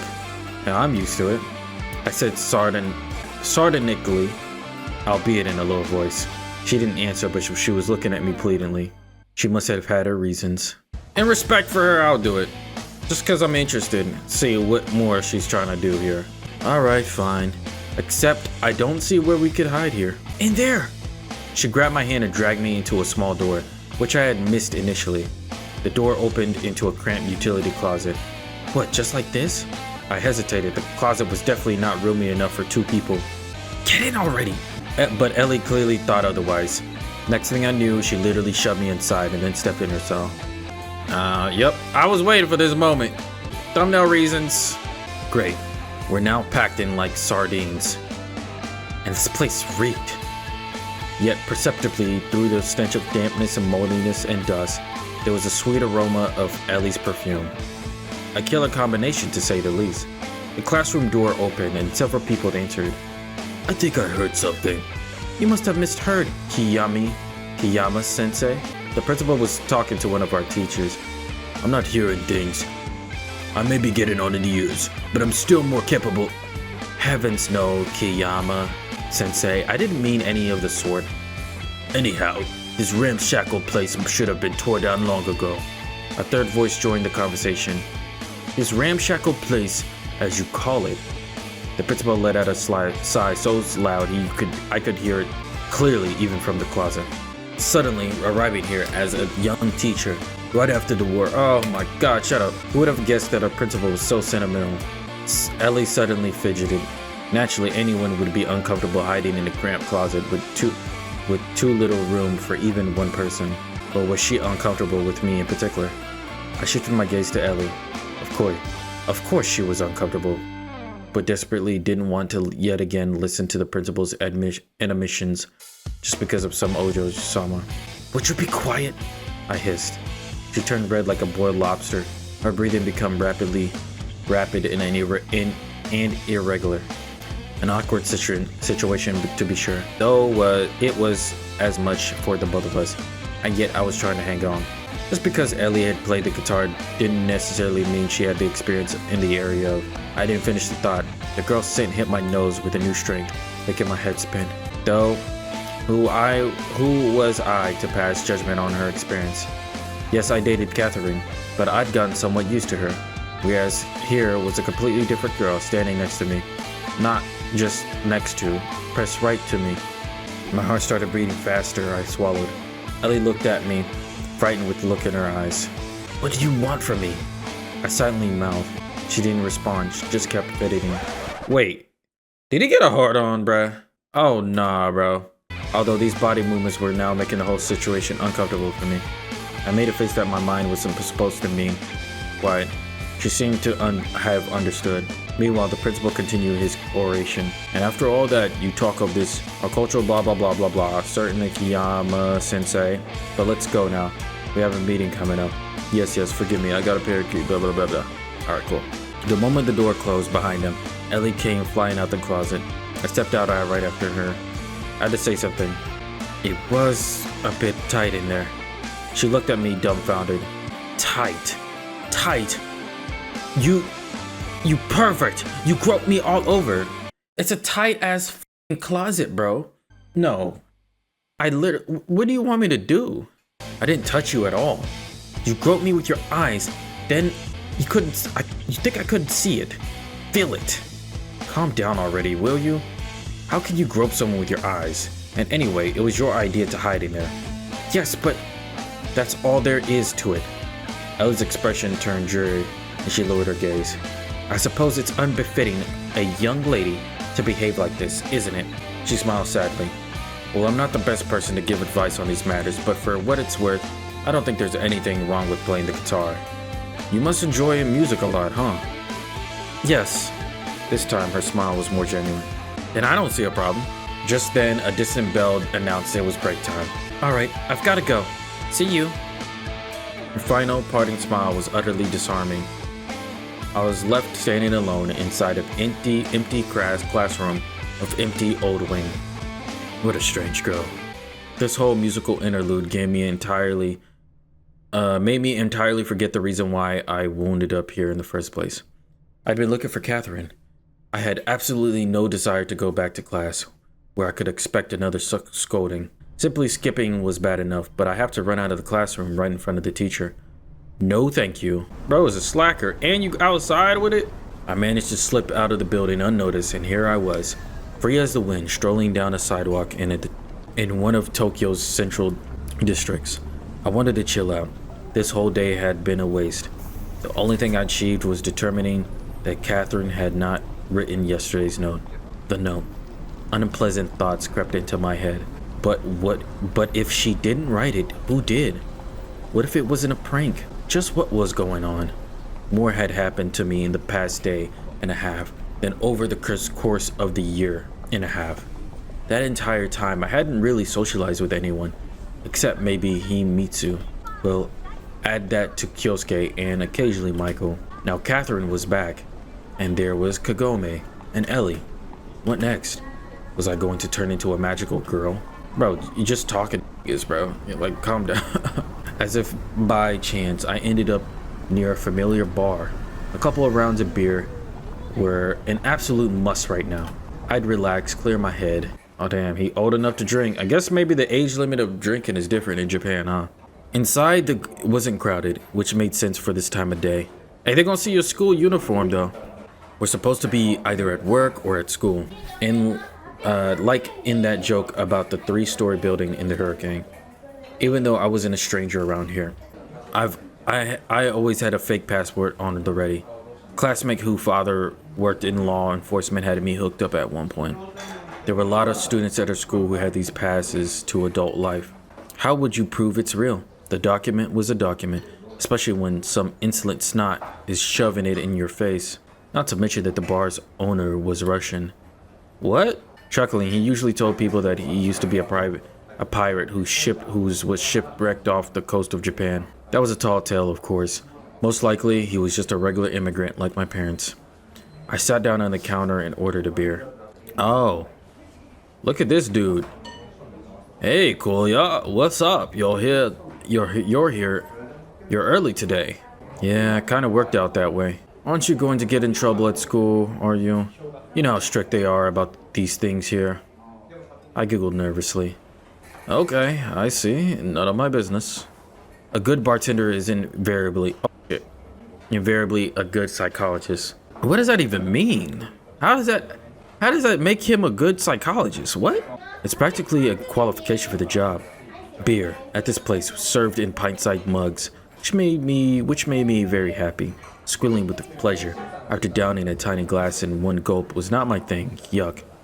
Took a long pull. Catherine's back. The bartender raised his eyebrows and asked with an unfeigned surprise, "And what are you going to do now?" At times I wondered if showing empathy to customers was more than just a professional skill for him. What can I do? She hasn't been over eager to talk. Neither have I. At any rate, I'm certainly not going to throw myself at her. So why is she back? Because of her mother's work, probably. She couldn't have come by herself, don't you think? Most likely not. So, I'm in this weird spot now. You know what they say, life is like a zebra. Black stripe followed by a white stripe, then a black one again, and then a white one again. Yup. And then the ass. Okay, that was interesting. We both laughed. You know what, Koya? Don't get down, he said encouragingly. You still have your whole life ahead of you. The two of you make up 100 times over yet. If not, you'll find yourself another girl. Lots of them all over. The bartender spread out his arms, inviting apprehensive looks from the few schoolgirls nestled at the table furthest in the corner of the room. Thanks for the comforting words. There's so much else besides that anyway. Life is in its full swing, and each swing hits you on the head. Jeez, did he keep a glossary of sayings under that counter? The bar door flew open, and a group of young people entered. Having immediately recognized among them the punks from the day before, I instinctively buried my face in the mug. Was I scared? So it seemed. They sat down at a table and ordered beer, cocktails for the girls. You know them? The bartender asked quietly, leaning in towards me. I wouldn't say I know them, but we've met. He gave me an occasional sidelong glance. I wonder if I should get up and leave. Wouldn't that look cowardly though? Then again, to who? They haven't even noticed me. No sooner did I think that one of the guys got up and walked over to the counter. Hey, I know you. What's up, bitch? If you say so. I said as calmly as possible without even sparing him a glance. I don't think you know who you're dealing with, Gajing. I'm not dealing with anyone. So it wasn't you who punched my friend in the face yesterday. If it was me, he deserved it. Really? And how about we step outside for a little chat? I looked at the bartender, but he only shrugged. Some empathy, damn it. Alright, let's step out. What else could I do? Half a minute later, we were standing in an alley way behind the bar. Okay, what's up? A couple of older guys joined the school kids. Where did they even come from? Not so tough now, are you? Said the one I punched yesterday. That'll teach him to stand up for whore. Oh, wow. Misogyny. I looked at the girl. Compared to Kagome, her mother was a Teresa. Hey, we don't need to throw misogyny back at, bro. God damn, bro. Women just get weaponized, boy.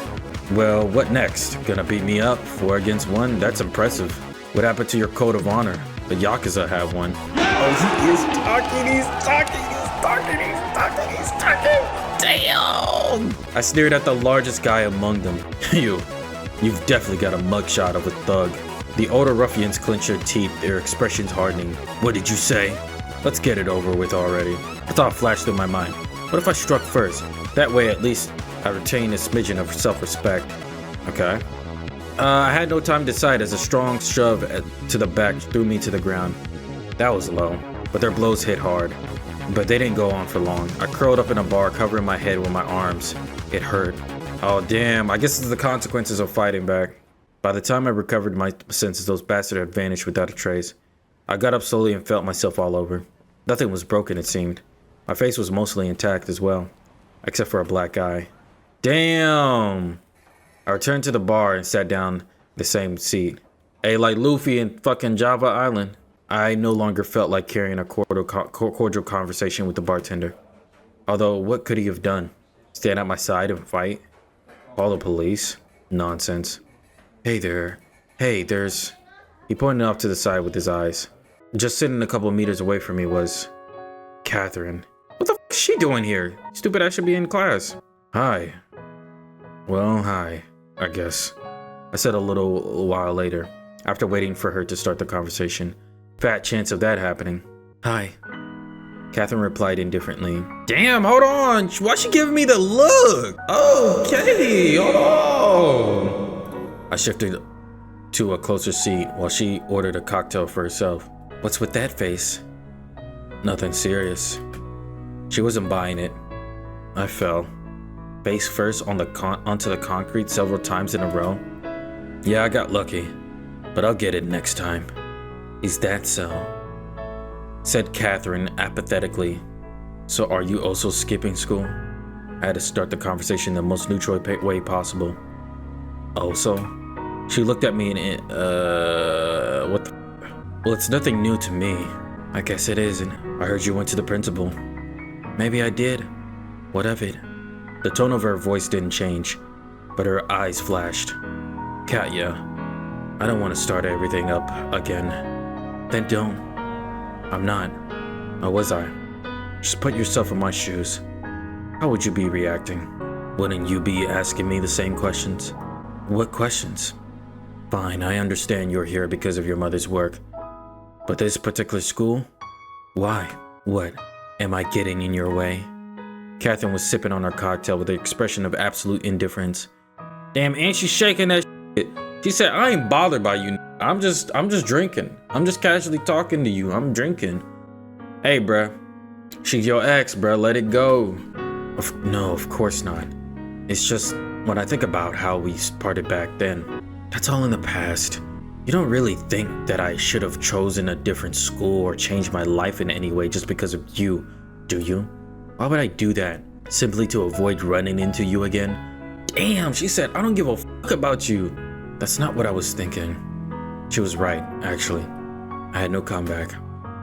But she was right only if she didn't feel anything toward me now. Everything pointed at that being the case. The case. But I couldn't just believe. I didn't want to believe that she could be so cruel. So everything's alright? Of course. That we can remain friends? A barely perceptible smirk appeared on Catherine's face. Do you want us to? Why not? The past is in the past. We have to move on. Go on living. You sound like someone with PTSD. That's when I started getting worked up. It's all in the past for me as well, if that's what you mean. Is it? Good. Great. I turned away pretending to study the menu. Was I supposed to get up and leave? That would be it. I have to forget all about her for certain. Damn it. Was I really still hoping for something? Each time, Catherine hurt me more and more, but like a mindless gnat, I kept slamming into the window, as if I was trying to prove something to someone. In the course of this year and a half, I had become so accustomed to living with memories of her that now, when she was so close, I simply couldn't let go of her. These memories seemed like my only hope. The only thing holding me back was from doing something foolish and fatal. Was I thinking of something specific? Unlikely, but I was hoping naturally. I see you're not wasting any time. Catherine gave me a surprised look. Nothing was worse than indifference. Better if she got mad at me. She snatched the cocktail right out of her hands and said snidely, Getting an early start, are we? I raised the glass to my mouth and I heard Catherine's indifferent voice somewhere in the background. As a non-alcoholic, it really was. Sorry. I set the glass back down on the counter. You, on the other hand, have kept your habits, I see. What do you mean? Her eyes shot over to the empty beer mug, which I had tried to move as far away as possible. God damn it, bartender. It's been a rough day. Yeah, how so? Are you really interested? Just keeping up the conversation? Would you rather that I ignored you? I sighed and answered. I was called into the principal's office. Yep, same as always, skipping school. Well, you know me. And then there was a curious episode with a certain Ojo-sama. Your new girlfriend? Are you mocking me? No, just keeping up the conversation. I told you. If I'm disturbing you, I can leave. I don't have a girlfriend, nor have I ever. I added in a half whisper. I see. How's Himitsu? If you're so interested, you could visit her and ask. I don't believe you had a falling out with her. Maybe I will go see her. Catherine responded so vaguely and glanced toward the entrance. Was she about to leave? Something stung on the inside, and I wanted her to stay, even if she was going to mock me. Himitsu is fine. I don't even know what else to tell you. Same as always, basically. Same as always, is she? She drawled. Are you surprised that someone can actually treat me normally? Of course not. I'm happy for Himitsu, and I'll definitely visit her if I get the chance. But now I need to go. She set the unfinished cocktail down on the counter and stood up. Alright, see you at school. Catherine nodded and left the bar. Dang, bro, you took a beating. Don't even start. How about a drink on the house? Did he want to make it up to me?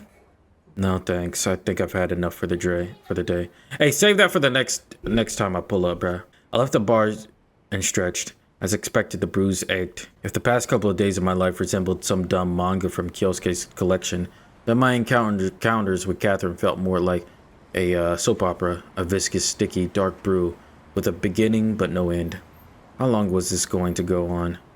In less than a year, I was going to graduate, and then what? My dad's savings weren't going to last long. I would need to get a job. Thoughts of higher education didn't even cross my mind. Did I want to toil interminably, day after day, like the Japanese? Do you know that there's even a special word in Japanese that means death from overwork? Questions. Okay. It was getting late. I have been wandering aimlessly around the city for a number of hours, occasionally stepping inside stores or just window shopping. I was killing time, killing yet another day of my life. It was completely dark by the time I arrived at my house. The lights were on inside. I immediately remembered yesterday's note, and a light shiver ran down my spine. Now that was ridiculous. An assassin waiting for a victim inside their house, with the lights on. Theological or not, someone was obviously inside. It's definitely Himitsu. I carefully opened the door and saw a woman's shoes in the hallway. Himitsu. Should have guessed right away. Who else had any need of me? Hi, I said nonchalantly, entering the kitchen. Himitsu was sitting at the set table. She had apparently been waiting for some time. Nico-kun, where have you been? I was worried. If a moment ago, I might have been glad to see her. All that was out the window now. Not another interrogation. Oh, what happened to you? She jumped up from the chair and noticed my black eye. Nothing serious. I ran into some robbers, made short work of them. But one got me in the eye. Stop talking nonsense. It's not nonsense. You want to see the police report? She pouted but calmed down, probably have realized that I was fine.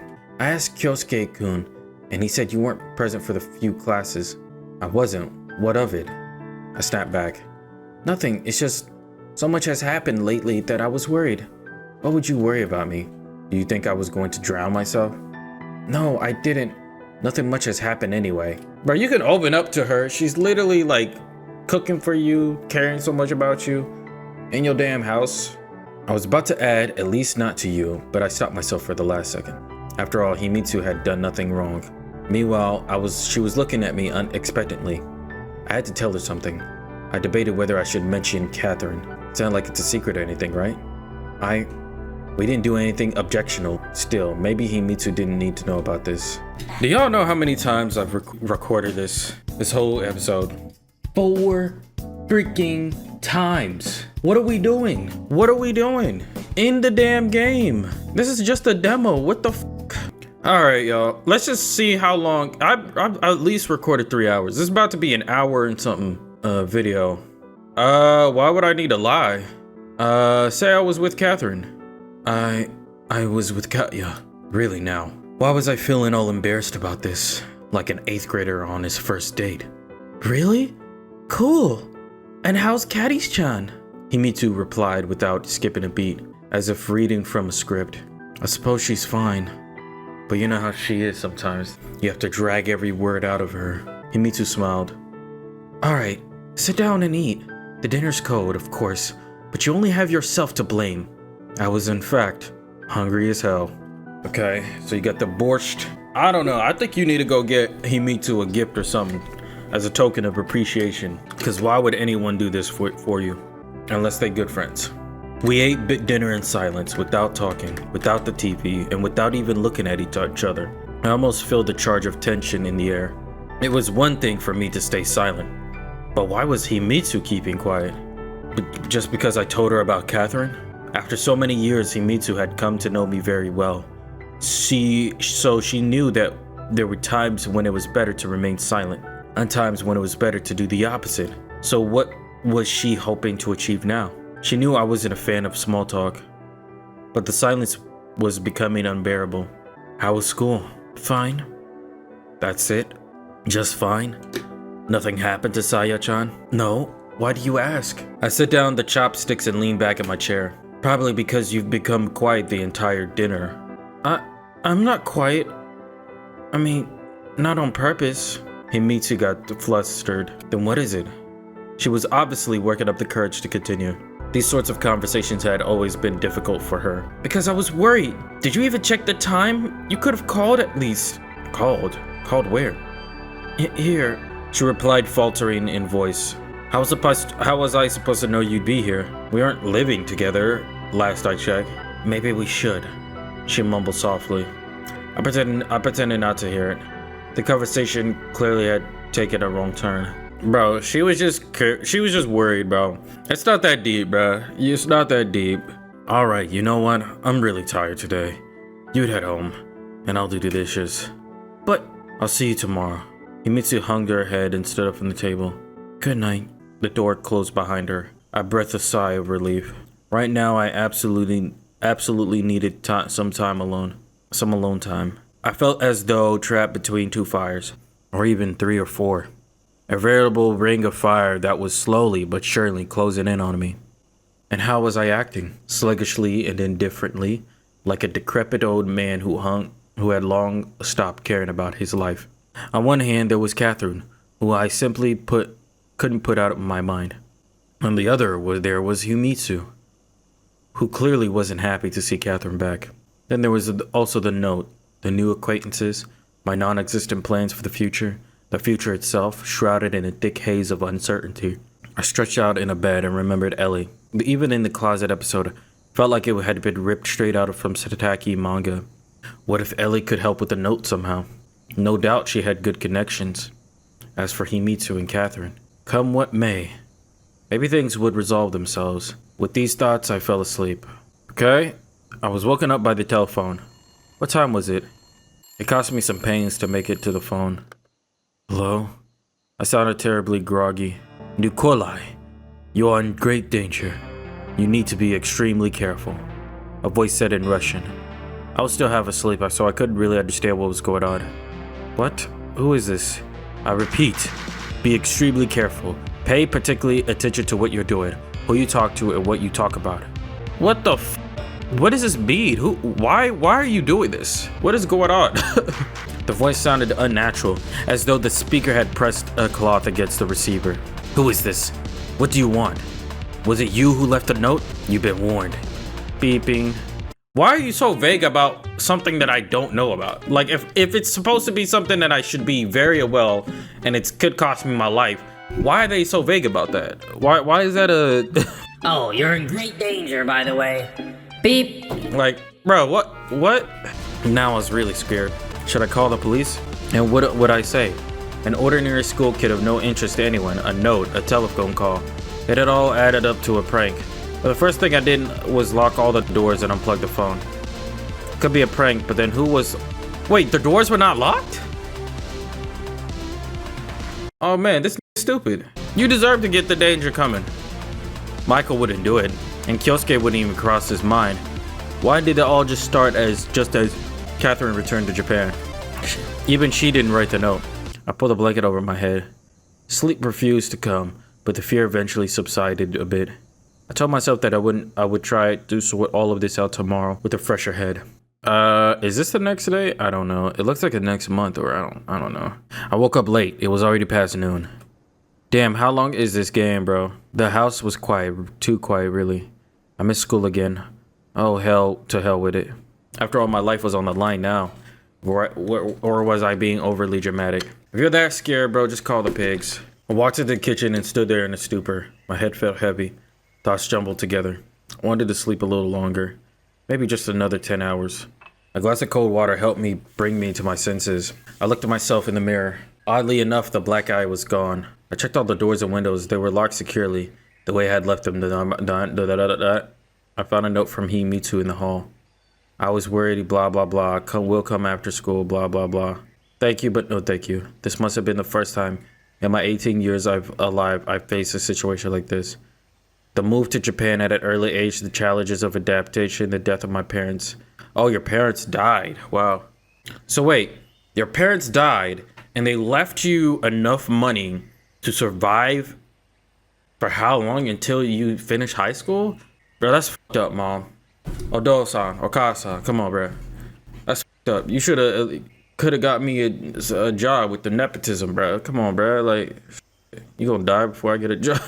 All these had been tough, but they seemed like more like fate than someone acting against me. Time was different. Something was threatening me directly. Someone was warning, cautioning me sincerely or not.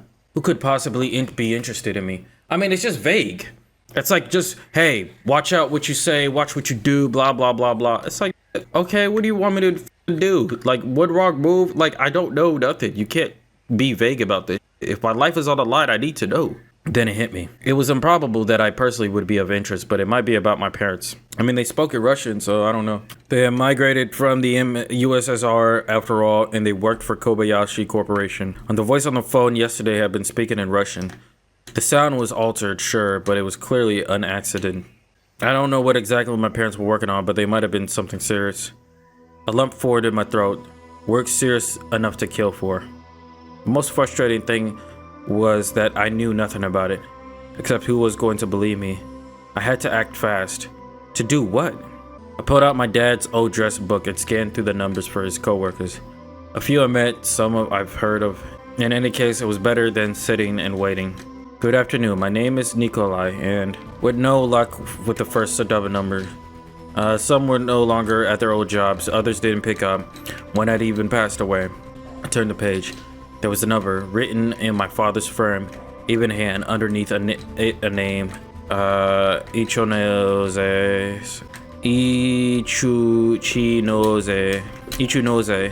I heard the last name before. Long dial tone. 1, 2. After 10, I was about to hang up when a familiar elderly voice said on the other end, "Hello." At one point, I remembered Ichinose-san used to visit frequently when I was younger. Ever polite, affable, good-natured old gentleman. He used to bring me candy and ask me about school hobbies. He and Dad would sit together in the garden for long stretches of time and with an air of importance, do a lot of smoking and talking. Good afternoon, my name is Nikolai and Oh, Nikolai-kun. He interrupted. Long time no see. How are things? Fine. I gave a stock answer. Was I supposed to dump everything at once at him? Everything that happened to me the last few days? I'm sorry about your parents. The voice of the receiver turned somber. I vaguely recalled seeing Ichinose at the funeral. Oh, thank you. Actually, that's why I'm calling. I mean, not literally, of course. For a moment, a silence remained. I'm sorry, I'm a bit nervous. Could you please tell me about my father's work? I know he worked as an engineer, but what exactly did he work on? Has something happened? Why the sudden interest now of all times? To tell the truth, something has happened, but that's not important. Why not? Can't you tell me? Yes, of course I could, but it's just, what reason did I actually have to trust him? Just because he's been over to our house a couple of times and he's been nice to me? So you're going to tell me or not? Is this some kind of secret? Not a secret, no, but it's somewhat complicated. I get that it's complicated, but I'm not a child no more. I grumbled back. So what happened? Some people came by and asked questions about my father, about his work. I lied. Asked about his work. Did they? Ichinose stretched out words ambiguously. What exactly did they ask? I don't know. I mean, I didn't tell them anything because I don't know anything myself. And how did they question you? What do you mean? Well, what was the tone? I was absolutely certain that Ichinose knew far more than what he was letting on. I'm trying to speed run because right now, y'all, this is way too long. What's more, Ichinose seemed apprehensive. Should I be worried? That's for you to know. He replied coldly. If I knew anything, I wouldn't be calling you, right? Nikolai, you shouldn't drag yourself into this. Why? Do you know something? Tell me. This concerns me too, you know? No, this does not. In fact, it concerns you. If you lay low, everything will be alright. But that's all I'm going to say. Don't call here again. Damn! Short tones followed. Everything will be alright. Yeah, right. On the other hand, I could at least thank him for indirectly confirming my suspicions. This was indeed about my father. I collected my thoughts to try to remember everything my father had told me about his job. Engineer. What do engineers do? Build stuff and more accurately drop plans? God, what does 16-year-old kid care about such minute? Matter to me. I'll receive my allowance. Okay, let's just speed run this, guys. Slow down the video if I'm going too fast, by the way. I used to do this for Everlasting Summer when the episodes were too long. This is my only issue with Soviet games. Like, they make each chapter, each section of the game, like, really long. Well, I guess for Everlasting Summer, they didn't really technically have chapters. They just had endings. Go on favorite bar for lunch. Okay, the bartender. Been seeing you a lot lately. Not that I enjoy your company, but after yesterday, I stopped in front of the bar not knowing to say. My anger toward him already passed after I'm not gonna lie, I'm gonna stop it here. So, I don't know how long this demo is. It's starting to feel like a goddamn game. But y'all let me know what the is going on with this damn game. Y'all the ones who recommended this. But it seems like a full-on like game.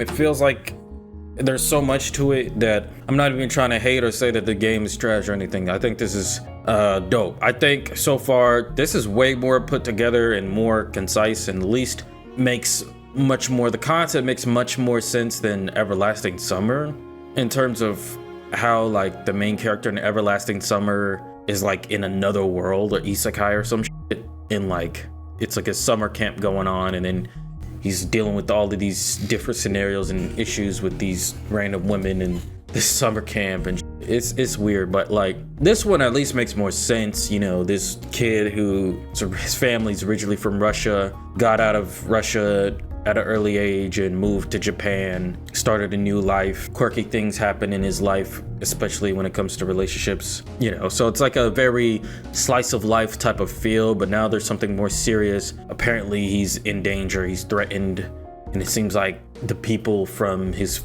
family's past is more interconnected with some serious shit. So I'm very more curious into what they're doing versus whatever the you know, like whatever the hell some of these endings that we went through in Everlasting Summer. But I'm not gonna lie to y'all, this is definitely cool. It's definitely well animated. The coloring, I mean, even when it's auto translated and there's a bunch of typos, it's pretty like, you know, straightforward. Like it makes sense, I can read it. It doesn't sound too off where like ChatGPT'd. I mean, even sometimes ChatGPT would still put something nice, you know, because it's AI. Like the dialogue seems smooth. I'm kind of curious on these options and how they change the game in Ultimate. Like if it's like Everlasting Summer, is there different endings? I'm assuming for the ending, the options that you pick. I'm really wondering how extreme the choices that you make really affect the end of the game. Yeah, this is interesting for sure. I'm kind of liking Nikolai a lot. Like he's very straightforward, chill, kind of lazy, lax kid that doesn't really like take things too seriously. He's just walking, living life. Also willing to get in a fight with people. He don't give a fuck. That, which is also pretty cool to see that like it's not the same boy type of shonen anime protagonist, because you can clearly tell that this game is definitely inspired by a lot of like anime tropes that you typically see. So I'm already like curious, like damn, who's this Catherine chick? She's also pretty interesting, kind of cold-hearted, distant, calculated, but she's like compared to Iwamura, where she's like very reserved, intentionally pushy and mean, and it seems like there's more to her. Yeah, and obviously the other characters, Himitsu, like I'm just curious, like okay, what do y'all talk about then? Like what we on? I'm not gonna lie, I don't know how long the demo is, so y'all let me know what you guys think. Should we continue? And the music is like very nice too. That's one thing I'll give Soviet games. They definitely know how to make good music that would sit to some parts of obviously the game. Anyway, enough yapping. I know this is way too long of a part, but y'all let me know what you think. Should we continue this? Anyway, thank y'all. Shout out to everyone who recommended this. Y'all stay safe, keep your head strong, and I'm gonna see you when I see you. Peace.